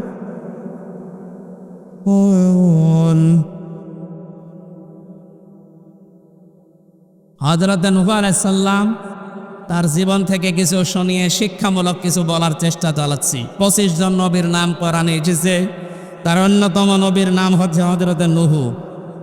এই নবীর নাম কি? নূহ আলাইহিস সালাম। এই আপনারা গল্প করছেন, এদিকে আছেন তো? একজন নবীর নাম আমরা আলোচনা করছি 25 জনের ভেতরে। একজনের নাম কি বললাম বলেন তো? নূহ। 950 বছর তিনি দুনিয়ায় দাওয়াতি কাজ করেছিলেন। কোরআনে কারীম জানাচ্ছে, ওয়ালাকাদ আরসালনা নূহান ইলা কওমিহি ফালাবিসা ফীহিম আলফা সানাতিন ইল্লা 50 আমা ফাআখাযাহুমুত তুফানু ওয়া হুম যালিমুন। সূরা আনকাবুতের 14 নম্বর আয়াতে আছে, আমি নূহ আলাইহিস সালামকে তার জাতির কাছে প্রেরণ করেছিলাম, তিনি 50 কম 1000, তার মানে 950 বছর একাধারে চেষ্টা চালিয়েছিলেন জাতির লোকদের ভেতরে আল্লাহর কথা শোনাতে। 950 বছরের রেজাল্ট হয়েছে মাত্র 80 জন, তারা আল্লাহকে মেনেছে। লক্ষ লক্ষ মানুষের ভেতরে 950 বছর দাওয়াতি কাজ করার রেজাল্ট মাত্র 80 জন। শুধু এই মানুষগুলো দাওয়াত গ্রহণ না করে যদি ছাড় দিয়ে দিত যে আমরা মানি না আপনাকে, শেষ, এতটুকু করে নাই। আল্লাহ পাক বলেন নূহ যখনই দাওয়াত দিয়েছে এই মানুষগুলো দাওয়াত শুধু মানে নাই, না মানার পরে যেন কষ্ট দেওয়া যায়, দাওয়াত বন্ধ করা যায়, এই রাস্তাগুলো তারা অবলম্বন করেছে। 1000 বছর আগে এই আয়াতটা নাযিল হয়েছে কোরআনে। আমার তো মনে হচ্ছে এখনই এই বাংলাদেশ দেখে আল্লাহ নাযিল করলো। আজ আলেমদের দাওয়াতে দেখেন 50 বছর 60 বছর যারা দাওয়াতি কাজ করেছে কোরআন দিয়ে, তাদের দাওয়াত যদি আপনি না মেনে শুধু নিশ্চুপ থাকতেন, মেনে নিতাম। শুধু নিশ্চুপ থাকেননি, কি করে সেটা বন্ধ করা যায় 144 ধারা পর্যন্ত জারি করেছেন। আপনার ভেতরে আর ওই জামানার কাফেরদের ভেতরে পার্থক্য শুধু নামের। কথা বলেন না কেন? তাদের নাম ছিল কাফেরদের, আর আপনার নামের আগে শুধু মোহাম্মদ আছে। তাহলে কাফেরদের আচরণ বুঝলাম, এই সুদূর শোনে না, এতটুকু না, ওটা যেন বন্ধ করা যায় কি করে সেই চেষ্টা যারা চালায়। হযরত নূহ আলাইহিস সালামের জামানায় মানুষগুলো এত উদ্যত্ত প্রকাশ করেছিল, সীমা লঙ্ঘন এমন পর্যায়ে গেছে, শেষ পর্যন্ত বলেছে যে দাওয়াত দাও, যে কথা বলে ওই কথাটা দেখাও। কি? কিয়ামতের কথা বলো, কবরের কথা বলো, দেখাও তো দেখি কিয়ামত কেমন। এমনিতেই পাওয়ারফুল নবী হযরত নূহ 950 বছর একাধারে চেষ্টা চালাচ্ছেন, তারপরে যদি আবার এই কথা বলে মন মেজাজ কত খারাপ হয় বলেন। হযরত মুসা নূহ নবী শেষ পর্যন্ত সহ্য করতে আর না পেরে বরদোয়া দিয়েছিলেন, রব্বি লা তাযার আলাল আরদি মিনাল কাফিরিনা দায়্যারা। হযরত নূহ বলেছিলেন রব্বুল আলামিন এই কাফেরদের একটা আন্ডা বাচ্চা পর্যন্ত, এদের একটা ঘর বাড়ি পর্যন্ত জমিনে অবশিষ্ট না থাকে। আজ এবার আমি এই আয়াতটা আপনার সাথে আমার সাথে মেলানোর চেষ্টা চালাচ্ছি এই কারণে, নূহ আলাইহিস সালাম তিনি তার জাতির লোকদের থেকে যখন এই কথা শোনার পরে বরদোয়া দিয়ে ফেললেন, আল্লাহ পাক তখন জানালেন ওয়াহু খয়াইলা নূহিন আন্নাহু লা ইউমিনা মিন কওমিকা ইল্লা মান ক্বাদ আমান। আমি নূহর প্রতি ওহী করলাম, আমি ওহর প্রতি ওহী নাযিল করে এটা জানিয়ে দিলাম, নূহ মন খারাপ করার আর দরকার নেই, বরদোয়া দেওয়ার আর দরকার নেই। যে 80 জন ইসলাম গ্রহণ করেছে, আমাকে মেনে নিয়েছে, 80 জনের বাইরে আর কেউ ঈমান আনবে না। প্রশ্ন আসতে পারে ঈমান নিয়ে আসার জন্যে, ঈমান গ্রহণ করার জন্যেই তো আল্লাহ নবীদেরকে পাঠান, আর আল্লাহ নিজে লাং শব্দ দিয়ে জানিয়ে দিলেন যে এরা আর ঈমান আনবে না। আল্লাহকে ঈমান না আনার পক্ষে লান শব্দ দিয়েছেন আল্লাহ এই কারণে, যারা আলেম আছে আমরা দেখেছি লাং ব্যবহার করা হয় মোজারের আগে, বাংলা অর্থ দাঁড়ায় কখনো হবে না, কখনো ঈমান আনবে না, লা ইউমিনা। নূহ আলাইহিস সালামকে আল্লাহ ওহী দেওয়ার পরে তার মনটা আরো খারাপ হয়ে গেল যে আমার 950 বছরের ফসল মাত্র 80 জন। এরপরে আল্লাহ জানিয়ে দিলেন আর একটা মানুষ ঈমান গ্রহণ করবে না। সুতরাং ফালা তাবতাইস, আপনি মন খারাপ করবেন না, বিমা কানু ইয়াফআলুন, ওরা যে কাজগুলো করে বেড়াচ্ছে। নূহ আলাইহিস সালাম এভাবে আছেন। আল্লাহ রাব্বুল আলামিন তার ওই যে বরদোয়ার কারণে তাকে এবার ওহী নাযিল করে সে একটা সুসংবাদ দিলেন, ওয়াসানাইল ফুলকা বিআয়ুনিনা ওয়া ওয়াহাইনা ওয়ালা তুখাতিবনি ফিল্লাযিনা যালামু। এটা কঠিন বাস্তবতা চলছে, আপনি একটু নিজের সাথে বাস্তব মিলান তো। 2 বছর 5 বছর 10 বছর, আমি 11 বছর এই ময়দানে কাজ করছি, তার ভেতরে তো 3 বছর চলে গেল, 8 বছর থেকে 9 বছর হবে। 8-9 বছরে আমি প্রায় 250-র উপরে মানুষ মুসলমান বানিয়েছি, তাই আমার এখনো মন ধরে না। আর তিনি নবী, 950 বছর, মাত্র 80 জন। এরপরে আল্লাহ বলছেন লাই হুকুমে না, আর কেউ মানবে না। আর অটোমেটিক মন খারাপ হয়ে যাওয়ার কথা না।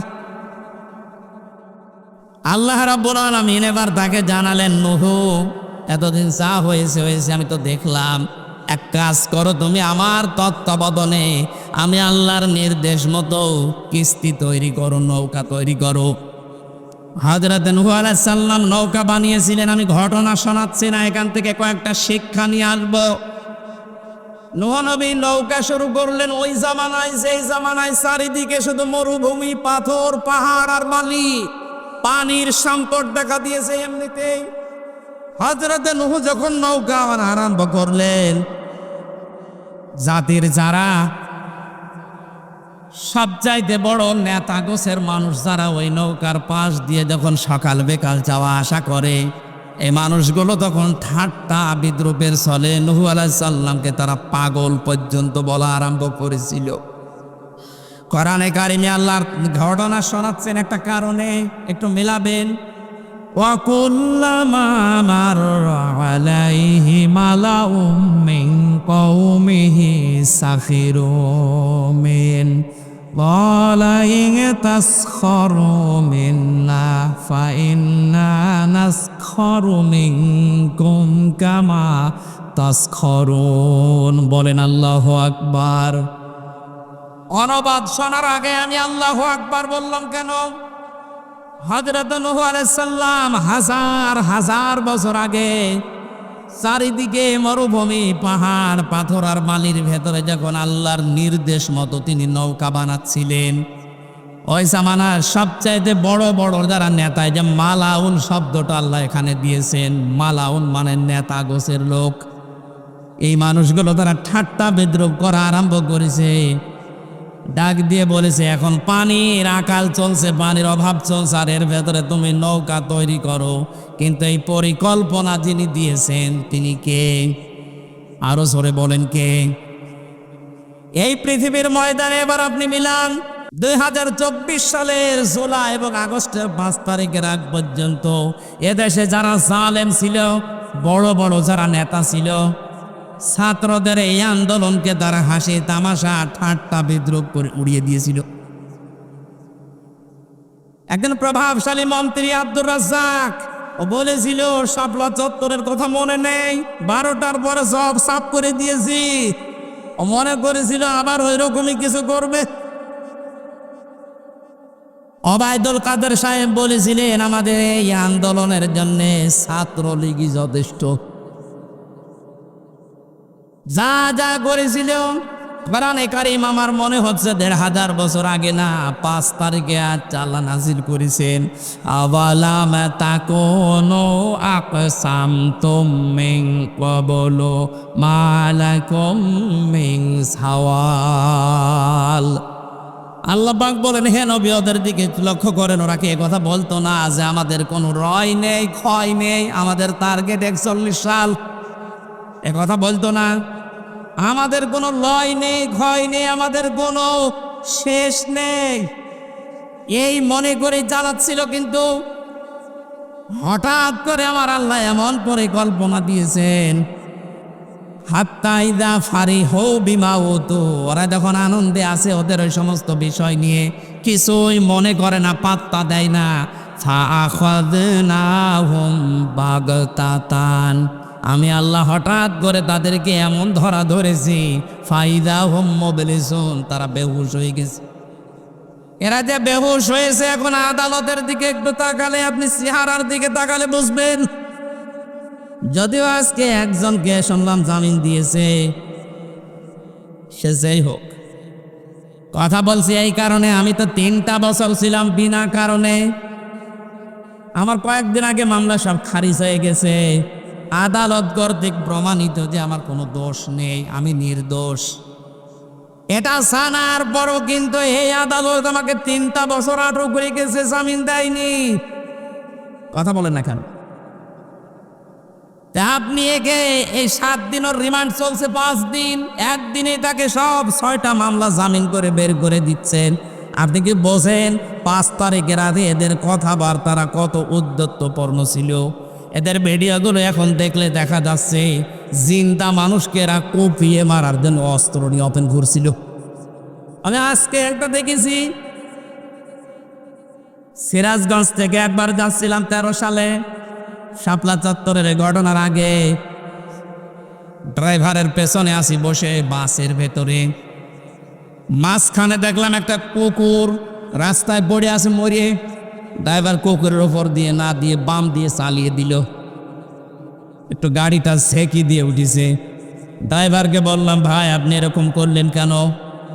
ড্রাইভার আমারে বলছে, হুজুর আপনি দেখেন না একটা মরা কুকুর পড়ে আছে। আমি বললাম ও তো মরে গেছে, ওরে ডবল করে মারলেই কি আর না মারলেই কি? ড্রাইভার আমার দিকে ঘুরে বলছে, হুজুর আপনি কি আসলেই হুজুর? আপনি কেমন হুজুর? আপনি দেখছেন তো একটা মরা কুকুর পড়ে আছে, এরপর আমি ডবল করে চাকা তুলে দেবো, আমার বিবেক নেই? হ্যাঁ, এই কথাটা শোনার জন্য আমি ছিলাম। একটা মরা কুকুর পড়ে আছে, আপনি ডবল করে তারে মারেন না, আপনার বিবেকে বাধা দেয়। অথচ বাস্তবে আমরা এই দেশে 2006 সালের এই অক্টোবরের 28 তারিখে দেখেছি জীবিত মানুষকে পিটিয়ে মারার পর ড্যান্স দিয়েছে। আপনি ওদেরকে মানুষ বলতে পারেন? এই জালেমদের দোসর যারা ছিল সবগুলো কোলাঙ্গার মানুষ, এদের মানুষের তালিকায় নাম দেওয়া ঠিক না। যারা মানুষকে হত্যা করে শুধু শেষ করেনি, লাশের উপরে ড্যান্স দিয়েছে। আজকে আসার সময় একটা ভিডিও দেখছিলাম, একটা যুবক ছেলে হেঁটে যাচ্ছে, এই আন্দোলনের ছেলে, আর একজন সোনার ছেলে এত বড় একটা তরবারি নিয়ে একেবারে ডাইরেক্ট দিয়েছে তার শরীরের ওপরে কোপ। দৃশ্য দেখার পরে মনে করলাম, আল্লাহ এটা মানুষ কোনোদিন করতে পারে? আর এদেরকে আপনি জামিন দেবেন আর বাংলাদেশের জনগণ আপনাকে ছেড়ে দেবে? শহীদ আবু সাইদকে সন্ত্রাসী নামে আখ্যা দিয়েছিলেন লালমনিরহাটের এক ম্যাজিস্ট্রেট। পরে শুধু বরখাস্ত করলে হবে না, ওইটা জালেমদের দোসর। সিভিল সার্জনে চাকরি করে এরকম জালেমদের দোসর যারা আছে, মাথা উঁচু করলে যেন মাথা কেটে দেওয়া হয়। আমরা বিনা কারণে 3 বছর রাখতে পারেন, আর রিমান্ড চলছে, একদিনে জামিন দিয়ে দিচ্ছেন, তাও 6টা মামলা। আপনি কি ইয়ার কি পেয়েছেন? বলে ওর জামিন পাওয়ার অধিকার নেই। আমার অধিকার ছিল না? আমার মামলাটা এই যে কয়েকদিন আগে যখন ঢিসমিস করে দিল, দেখার পরে আদালত বলছে একটা মামলা হইলো, কি দিয়ে বিচার করবো, যা ফেলে দিল, সব খালাস। মনে মনে আসছিল, আল্লাহ মনে হয় জিজ্ঞাসা করে যে আদালত 3টা বছর তো আপনার কাছে মামলা ছিল, তখন তো বলেননি যে কিছু নেই, কে দিয়ে বিচার করব? আটক রাখলেন 30 বার উঠেছিল মামলা আমার, আর এখন আপনি একবার উঠতেই সব জামিন দিয়ে দিচ্ছেন। মানে যে মানুষগুলো উদ্যত্ত প্রকাশ করেছিল, অহংকার করে আল্লাহকে পর্যন্ত চ্যালেঞ্জ দিয়েছিল, তারা যদি আজ আস্তে আস্তে এভাবে ছাড়া পায়, আপনি মানবতা দেখাচ্ছেন। কোরআনের আয়াতে আল্লাহ বলেন, ওয়ালা তুখাতিবনি ফিল্লাযিনা যালামু, হে নবী নূহ, ওরা যখন পানির ভেতরে হাবুডুবু খাবে, ওই জালেমদের করুণ অবস্থা দেখে যেন আপনি আবার আমার কাছে দোয়া করতে যাবেন না যে আল্লাহ ওদের মাফ করে দেন। এ নিষেধ কার? আরো জোরে বলেন। 950 বছর ওরা কি করেছে আপনি দেখেননি? আমি 15.5 বছর তুলে ধরলাম, আপনি দেখেননি? কত মানুষের বকখালি করেছে। কিচ্ছু যদি না করে থাকে, শুধু আয়না ঘরের জন্য ওরা জাহান্নামে যাবে। চিন্তা করতে পারেন, 8 বছর 10 বছর একটা জীবিত মানুষ মাটির নিচে, আমি তো মাত্র 10 দিন ছিলাম, আর ওরা কাটিয়েছে ব্যারিস্টার আরমান আর আমার আজমি 8 বছর 10 বছর মাটির নিচে, মাত্র 3.5 হাত জায়গা, এদিকে 2.5 হাত, এদিকে 3.5 হাত, কোনো আলো বাতাস নেই, চোখ বান্ধা, পায়ের ভেতর দিয়ে হাত লাগিয়ে, সামনে যে ব্যারিকেড দেওয়া আছে লোহার রড, ওর সাথে লিগে হাত লাগিয়ে দেয়। আমার সাথে মুফতি ফখরুল ইসলাম জেলখানায় ছিল, বলতো মাঝে মাঝে, হামজা ভাই জীবনে আল্লাহ পাক মাঝে মাঝে ওই বছরগুলোতে বলতাম, আল্লাহ তুমি আমাকে যদি একটু শোয়ার ব্যবস্থা করে দিতে। আপনি বলেন তো বাস্তবতা কোথায় নিয়ে গিয়েছে তারা? আমি পৃথিবীর ইতিহাসেও এরকম শাস্তি দেওয়ার কথা পড়িতো নাই, শুনিও নাই যে মানুষকে এইভাবে করে 8 বছর 10 বছর রাখা যায়। 3টা বছর জেলে থেকে আমার 14টা রোগ হয়ে গেছে।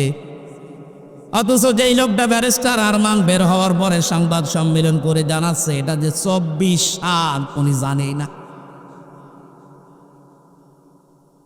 কখন রাত হয়েছে কখন দিন হয়েছে, তার মনে নেই। খাবার যা দিত ছোলা পচা, এরপরে মাখানো খাবার মনে হয় কেউ মাখিয়ে রেখে গেছে, ওই খাবার পচা দুর্গন্ধ, খেলে খান না খেলে মরি যান। আমরা মাঝে মাঝে রিমান্ডে বলতো, হুজুর এই যে বিশাল নালা দেখতে পাচ্ছেন, এই নালা দিয়ে বহু মানুষকে কারেন্টের শর্ট দিয়ে আমরা এই পুকুরের ভেতরে ফেলেছি। এই কঠিন ভয়ঙ্কর দৃশ্যগুলো সামনে আসে, আপনি এরপরও জালেমদের পক্ষে সাফাই গান, যা পা ঘাবড়াবেন না। আপনি মানুষ, আপনি ঘাবড়ালে আমরা নরম হয়ে যাই। আর মাঝে মাঝে সাহস দিয়েছে আপনি চট করে ঢুকে পড়ে আসেন। আপনি চট করে ঢোকা দরকার নেই, এই দেশের জনগণ আপনাকে নিয়ে আসবে। যা করেছেন এই 15.5 বছরে, ওই 6 সালের 28 অক্টোবর থেকে শুরু করে 24-এর 5 আগস্ট পর্যন্ত প্রত্যেকটা হত্যার হুকুমদাতা হিসাবে আপনার বিচার করা দরকার।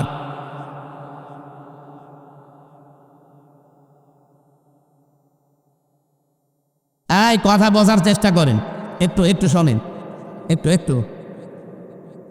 আয়াতের শেষের শব্দ ছিল ওয়ালা তুখাতিবনি ফিল্লাযিনা যালামু ইন্নাহুম মুগরাকুন। হ্যাঁ নবী নূহ, ওরা যখন পানিতে ডুবে মরবে তখন ওদের পক্ষে আপনি আমার কাছে সাফাই গাবেন না, আমার কাছে মাপ চাবেন না। 15.5 বছর পরে ওদের এখন যে দৃশ্য, ইঁদুরের গর্ত পাচ্ছেন না, বের হলেই মুখ বের করলে ধারা খাচ্ছে হাজার হাজার কোটি টাকা নিয়ে। যত অপরাধ করে যে অপরাধের শাস্তিগুলো এখন দেওয়ার সময় এসে গেছে। কথা বলেন, এই সমস্ত জেল জরিমানা, এদের ওই রিমান্ডে কষ্ট দেওয়া দেখে যদি কারো মায়া লাগে, কোরআনের এই আয়াত কেটে বাদ দিয়ে দিন। আল্লাহ বলছেন ওই জালেমদের দুরবস্থা দেখে যেন হে নবী আপনার মায়া না লাগে, আমার কাছে আবার কিছু বলতে যাবেন না। সুতরাং আমরাও এখন এই 15.5 বছরের যে শোধ পাচ্ছি, এই যে শব্দ ছিল ক্বালা ইন তাসখারু মিন্না ফাইন্না নাসখারু মিনকুম কামা তাসখারু।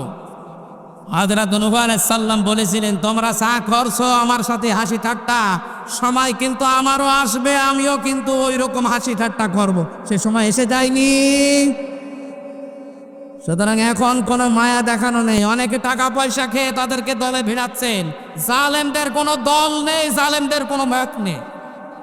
একটাই পরিচয়, ওরা আল্লাহর মামলার আসামি। এক কথা বলে না কেন, 1400-1628টা চেয়ার ছিল এই দেশে, মেন চেয়ার। 1628টা চেয়ারের প্রত্যেকটা জালেম। এই জালেমদের পক্ষে আজ অনেকে দেখছি সাফাই গাচ্ছে, বলছে এখান থেকে বদলি করে অমুক জেলায় দিয়ে দাও। কিনো, আমি একটা মানুষ, আমাকে এখান থেকে বদলি করে কুষ্টিয়ায় দিলে মানুষ পাল্টাবে? যে জালেম সে জালেমই তো থাকবে। সুতরাং আমরা জালেমদের এই বদলি চাই না, ওদেরকে অপসারণ চাই, চেয়ার থেকে জীবনের মতো নামিয়ে দিই। কোনো জালেমের দরকার নেই। বৈষম্য বিরোধী ছাত্র আন্দোলনে যারা জীবন দিয়েছে, ওদের উদ্দেশ্যে যে 9টা সামনে দেখেন সংস্কার চেয়েছিল, ওরা বৈষম্য বিরোধী, বৈষম্য দূর করার জন্য ওরা চেষ্টা চালিয়েছিল। সুতরাং যারা 15.5 বছরে বৈষম্যের শিকার হয়ে ফার্স্ট ক্লাস পাওয়ার পরেও তারা চাকরি পায়নি, এক কথা বলে না কেন, শুধু কোটা এসব খেয়েছে।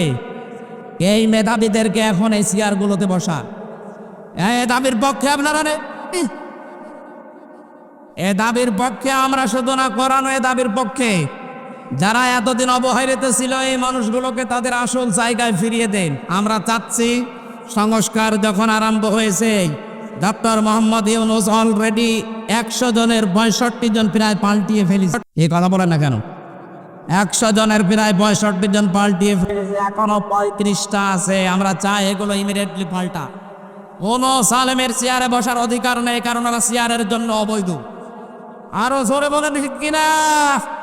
এই অবৈধ মানুষগুলো যতদিন থাকবে, ওরা ততদিন পর্যন্ত দেশের জনগণ, ইসলাম, রাসূল, আল্লাহর বিপক্ষে অবস্থান নেবে।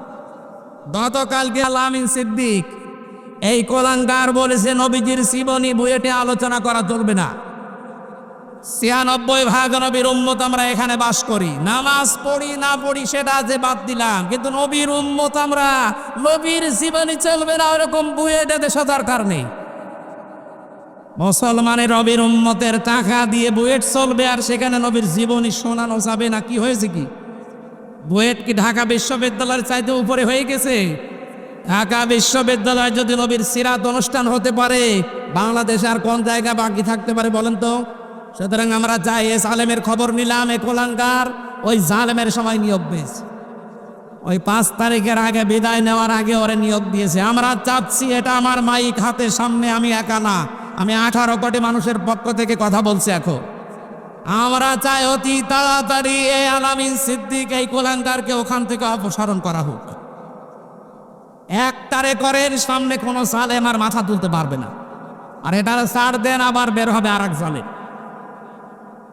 আমি আহ্বান জানাচ্ছি আরএফএল এবং প্রাণ কোম্পানির যারা দায়িত্বে আছেন, অনেকেই কিন্তু এখন মুসলমানদের ছেলে মেয়েরা বলছে আমাদের নামাজ পড়ার সময় দেয় না। এই দেশে নামাজ পড়ার জন্য মাত্র 10-12 মিনিট 15 মিনিট সময় লাগে। এই সময়টা যে প্রতিষ্ঠান দিতে চায় না, ওইরকম প্রতিষ্ঠান বন্ধ করে দেওয়া দরকার।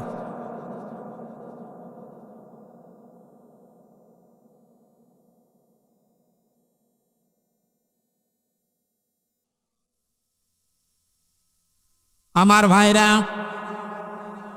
হযরত নূহ আলাইহিস সালাম ফাসাউফা তা'লামুন তাদেরকে বারবার ঘোষণা দিয়ে জানিয়ে দিলেন, এতদিন পর্যন্ত ঠাট্টা বিদ্রূপ উপহাস করতে আমার সাথে নৌকা বানানো দেখে, এবার আমি তোমাদেরকে প্রকাশ্যভাবে ঘোষণা দিলাম, সময় এসে গেছে খুব তাড়াতাড়ি। হাত্তা ফাসাউফা তা'লামুনা মাইয়াতিহি আযাবুন ইয়াখযিহি ওয়া ইয়াহিল্লু আলাইহি আযাবুম মুকিম। তোমাদের ভেতরে কাউকে কাউকে আল্লাহ এত বেশি লাঞ্ছিত করবেন, অপমানিত করবেন, নিকৃষ্ট আযাব দিয়ে ঢেকে রাখবেন। আগস্টের 5 তারিখের পর থেকে 2 মাস 3 দিনে আমার অনেক কিছু দেখা শেষ হয়ে গেছে। তার অন্যতম হচ্ছে এই কালামানিক আলেমদের বিরুদ্ধে যত অবস্থান নিয়েছিল, বিশেষ করে কোরআনের পাখির বিরুদ্ধে। মাওলানা দেলাওয়ার হোসেন সাইদিকে ওনাকে ফাঁসি দিতে পেরে জীবনের সবচাইতে বড় কাজ করেছে। আল্লাহকে এত বেশি অপমান করেছে, এই দেশে কলার পাতাও শুইয়েছে, বিসি গেছে উড়ে। ওর এখন অবস্থা জেলখানায়, যা বাঁচতেও পারে মরতেও পারে, ওরকম শয়তান বেশি থাকার দরকার নেই। ওগুলো সমাজের জন্য, মুসলিম দেশের জন্য ক্যান্সার। ক্যান্সার হলে কি করা লাগে? কেটে ফেলা লাগে। কি করা লাগে? আমরা চাই এদেরকে বাদ দিয়ে দেন এই সমাজ থেকে, এরা এ দেশের জন্য ক্যান্সার। আবার যদি বেঁচে থাকতে পারে, হযরত নূহ বলেছিলেন, ইন্নাকা ইউদিল্লু ইবাদাকা ইন্নাকা ইন তাযারহুম ইউদিল্লু ইবাদাকা ওয়া লা ইয়ালিদু ইল্লা ফাজিরান কাফারা। হে আল্লাহ, এদের একটা আন্দা বাচ্চা পর্যন্ত যেন না বাঁচে, যেটা বাঁচবে ওটা হবে আরেক কুলাঙ্গার। সুতরাং যে মানুষগুলো আলেমদের বিপক্ষে সারা জীবন অবস্থান নিয়ে কাটিয়েছে, ওর পক্ষ থেকে দুনিয়া যেইটা আসবে ওইটা হবে ওর চেয়ে খারাপ। সুতরাং আমরা চাই না এদেশে নবী বিরোধী, আল্লাহ বিরোধী, রাসূল বিরোধী, আলেম বিরোধী লোক থাক। কথা বলে না কেন? আমরা চাই এই ক্যান্সারগুলো বিদায় নিয়ে খুব তাড়াতাড়ি আমরা যেন এদেশে আল্লাহর বিধান নির্বিঘ্নে মানতে পারি। বলেন আমিন। নূহ আলাইহিস সালাম এই যে ঠাট্টা বিদ্রুপ দেখার পরে তিনি জাতির যে এই নেতা গোছের লোকদেরকে বলেছিলেন, হাত্তা ইযা জাআ আমরুনা ওয়া ফারাত তান্নুর ফাসলুক ফিহা কুলনা হামিল ফিহা মিন কুল্লিন যাওজাইনি ইসনাইন ইলা আখিরি আয়াত। যখন আল্লাহর বিধান বা আল্লাহর আদেশ এসে গেল। আল্লাহ পাক নূহ আলাইহিস সালামকে বললেন, এতদিন পর্যন্ত ঠাট্টা বিদ্রুপের সর্বশেষ চূড়ায় পৌঁছে গেছে। তোমাকে যাওয়া আসার সময় শুধুমাত্র উল্টাপাল্টা কথা জানিয়েছে। এখন আমি আল্লাহ তোমাকে যে আদেশ দিয়েছিলাম যে নৌকা তৈরি করো আমার বিধান মতো, আমার তত্ত্বাবধানে, নৌকা যে 3 তলা বিশিষ্ট 3 শ্রেণীর মানুষ জিনিসকে আমি এই নৌকায় উঠাবো।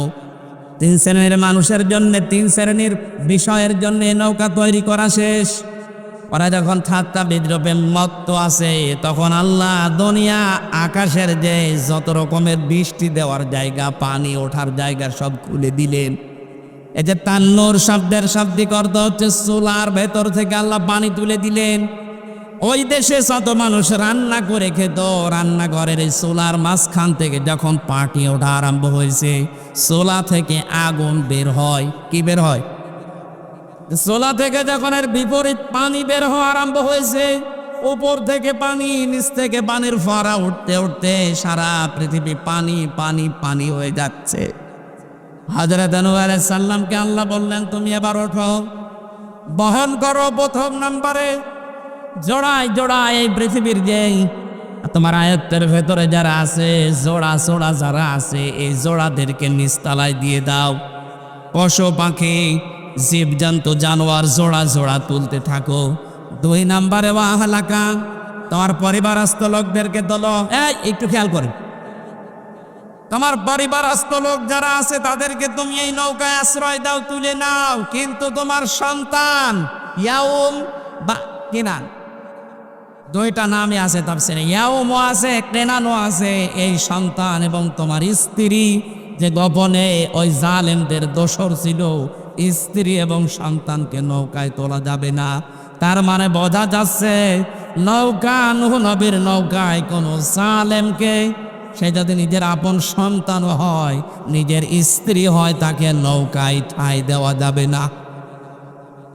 আরো জোরে বলেন। 15.5 বছরের দৃশ্য পুরাটা উল্টা। নৌকায় তুলে সে শুধু জালেমদের দেখে দেখে কথা বলে না কেন? আপনি তাকিয়ে দেখেন তো কোনটা ভালো বলেন। আপনি একটা দেখান যে এইটা না, এইটা ভালো ছিল। যেটা ভালো মনে করতাম দরবেশ 36,000 কোটি টাকা ইনকামি করিস। এটার চেহারা দেখে, দাড়ি দেখে, টুপি দেখে সব সাদা। ওর মাথা থেকে শুরু করে নিচ পর্যন্ত সব সাদা। এত বড় দরবেশ যদি এত টাকা মারিং কাটিং করে, আর ওর যে চরিত্র এখন বের হচ্ছে, শয়তানও অপনিচে নামে না। কথা বলো না কেন? দরবেশই যদি এই হয়, বাকিটা কি করেছে আল্লাহ জানে। এত বড় দরবেশ এই জালেমকে নৌকায় তুলে নিয়েছিলেন আপনি। 36,000 কোটি টাকা মারিং কাটিং করেছে এই দেশের। আমি আপনাদের গ্যারান্টি দিচ্ছি, এদেশে যারা ইসলাম কায়েম করতে চায় একামতে দিন, এদের হাতে আপনি 5টা 10টা বছর তুলে দেন, 15 বছর লাগবে না। 36,000 কোটি না, 36 পয়সা যদি চুরি হয়, আমি গ্যারান্টি দিচ্ছি 36,000 কোটি না, 36 কোটি না, 36 টাকা না, 36 পয়সা এদিক ওদিক হবে না ইনশাআল্লাহ।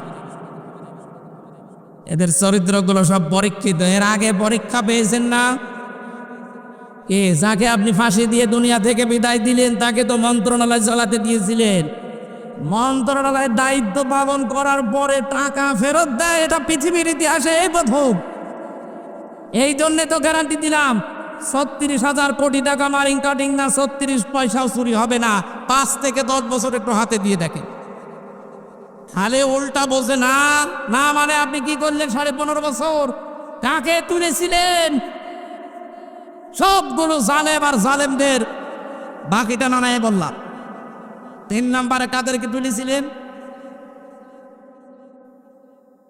ইল্লামান আমানা, যারা ঈমান এনেছে, ওই যে 80 জন, ওই 80 জনকে আপনি তুলে নিন 3 তলায়। তার মানে এখানে বোঝাতে চায় আল্লাহ, নূহ নবীর যে নৌকা ছিল, এই যে জালেম পালিয়েছে, ও জালেম মাঝে মাঝে বলতো যে এই নৌকা নূহ নবীর নৌকার মতো। কথা বলেন না কেন? আপনি যদি এই নৌকাকে নূহ নবীর নৌকার সাথে তুলনা করেন, আল্লাহ নূহ নবীর নৌকাতে জালেমদেরকে তুলতে নিষেধ করেছিলেন, আপনি পোড়াটা উল্টিয়ে শুধু জালেম দিয়ে নৌকা পরিপূর্ণ করেছেন, এই কারণে তো নৌকা ডুবে গেছে। 2 নাম্বারকে ইমানদার ছাড়া কোনো বেঈমান যেন নৌকায় না ওঠে, সেটা নিজের ছেলে হোক আর বউ হোক। এই জন্য 80 জনের বাইরে নূহ নবী একটা লোক কেউ নেননি। সুবহানাল্লাহ বলতে পারেননি? টাকারা যাদেরকে নিয়েছিলেন, একটা মানুষের ভেতরে ইমান আছে। ইমান যে নেই তার প্রমাণিত এই দরবেশ। কারণ চুরি করলে তার ইমান থাকে না। এই কথা বলো না কেন? চুরি করলে ইমান থাকে?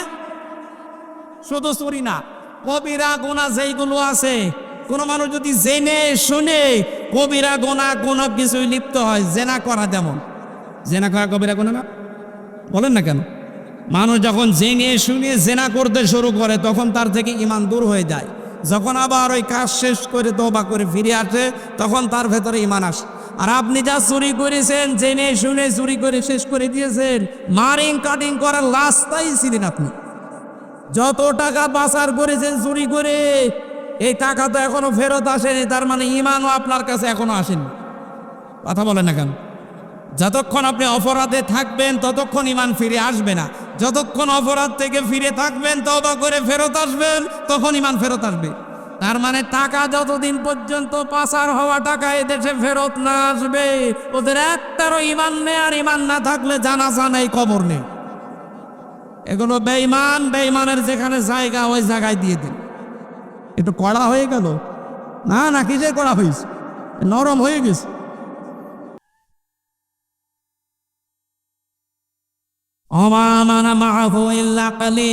আল্লাহ বলেন তাদের ইমানদারের সংখ্যা যেহেতু কম ছিল, মাত্র 80 জন। এই 80 জন আর ওই আহাল পরিবারের কয়েকজন, তাও সন্তান স্ত্রী বাদ দিয়ে বাকি পশু পাখি আর জীবজন্তু দিয়ে 3 তলা লঞ্চ তিনি পরিপূর্ণ করবেন বলে মনস্থ করলেন। কিন্তু সাথের লোকেরা এত নিকৃষ্ট আচরণ নূহ আলাইহিস সালামের সাথে করেছিলেন। হাদিসটা রিওয়ায়াতটা একটু দুর্বল, আমি শিক্ষার জন্য বলছি।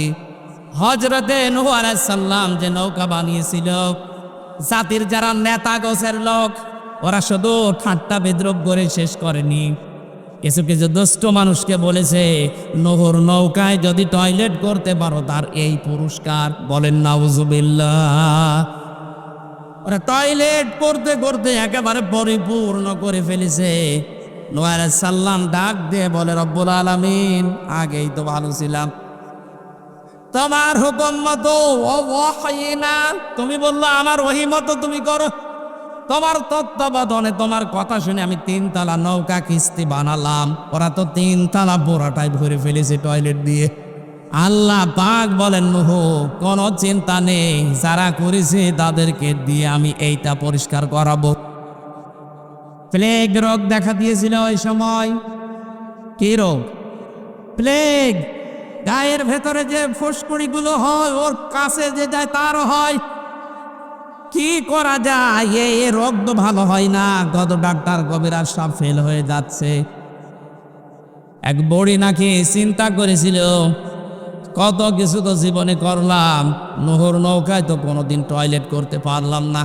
ও বুড়ি একা একা গিয়ে পা পিছলে গিয়েছে পড়ে ভেতরে। কষ্ট করে ওঠার পরে দেখছে যুবতী হয়ে গেছে। আমি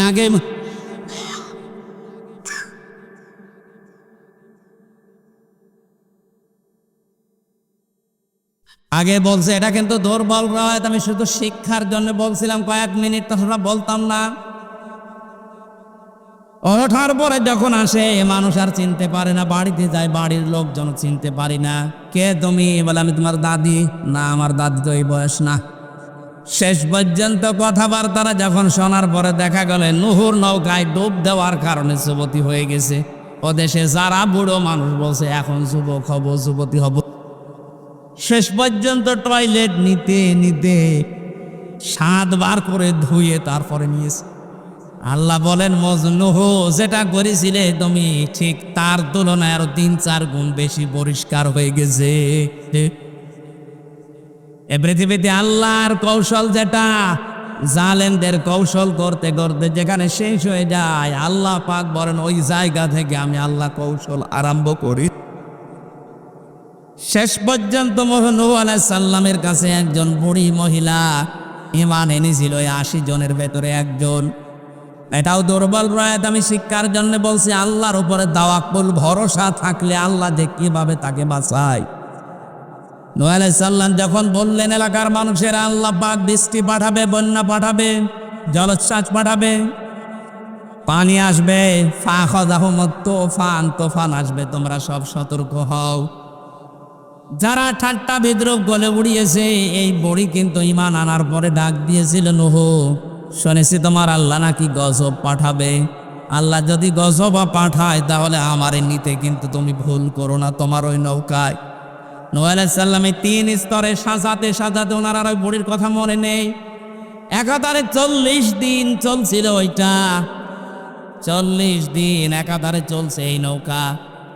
আল্লাহ পাক বলেন কলর কাবু ফিহা বিসমিল্লাহি মাজরিহা অমর সাহা ইন্না রাব্বি লাগফুরুর রহিম। জোরে বলেন আল্লাহু আকবার। অনুবাদ শোনার আগে আল্লাহু আকবার বললাম কেন? 2টা কারণে। এদিকে তাকা। হযরত নূহ আলাইহিস সালামকে আল্লাহ বললেন এই কাজটা আগে করো, যে নৌকায় যখনই উঠবা তখনই বলো বিসমিল্লাহ, আল্লাহর নামে।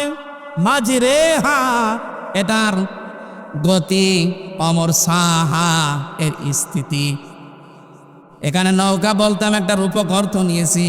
নৌকা মানে শুধুমাত্র এই নূহ নবীর নৌকা না, কিয়ামত পর্যন্ত এই পৃথিবীতে আল্লাহর আদেশ আল্লাহর নিষেধকে যারা জমিনে কায়েম করতে চাইবে, এইটাও একটা নৌকা কিস্তি। সুতরাং আল্লাহর বিধানকে চালু করার জন্য, কায়েম করার জন্য যারা চেষ্টা চালান, এ মানুষগুলোর গতি, স্থিতি এগুলো সব কার মতো চলবে বলেন তো? আরো জোরে বলেন। এজন্য আমরা যারা দিন কায়েমের জন্য এই দেশে দীপ্ত শপথ নিয়েছি বা নেব বলে আশা করছি, কোনো চিন্তা নেই, নির্দ্বিধায় আপনি জীবন, জান, মাল, ইজ্জত আবরু এ রাস্তায় খাটাবেন। বাকি দায়িত্ব যা পালন করবে আপনার বাবা মা না কে? আরো জোরে বলেন কে? কেন আল্লাহ পালন করবে? কারণ দিন প্রতিষ্ঠার দায়িত্ব আল্লাহ আমাদেরকে দিয়েছেন, কিন্তু কায়েম করবেন তিনি। দায়িত্ব পালন করবে কারা? এজন্য মানুষ যখন মুসলমান হয় তখন এই কথা বলা লাগে, ইন্না সলাতি ওয়া নুসুকি ওয়া মাহইয়ায়া ওয়া মামাতি লিল্লাহি রাব্বিল আলামিন।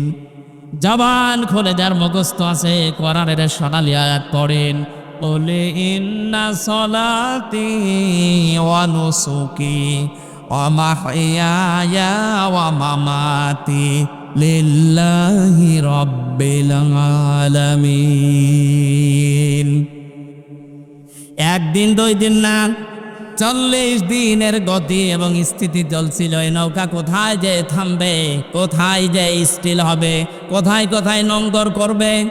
এখান থেকে আমি শিক্ষা দিতে চাই, এই দেশে যারা দিন কায়েমের জন্য দীপ্ত শপথ নিয়ে নিজের জীবনের সব কিছু শেষ করে দিয়েছে, এই রংপুরের কৃতি সন্তান জনাব এটি মাজহারুল ইসলাম আজ 12 বছর জেল খাটতেছে। মাওলানা মতিয়ার রহমান নিজামী সাহেব জীবন পর্যন্ত দিয়ে চলে গেল।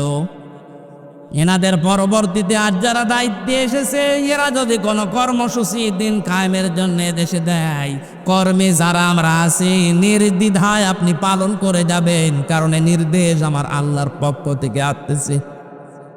আমি এখানে কথা শুরু করার প্রথমেই বলেছিলাম 2024 সালের 5 আগস্টে দেশে স্বাধীন হওয়ার পর ক্ষেত্র তৈরি হয়ে গেছে দিন কায়েমের।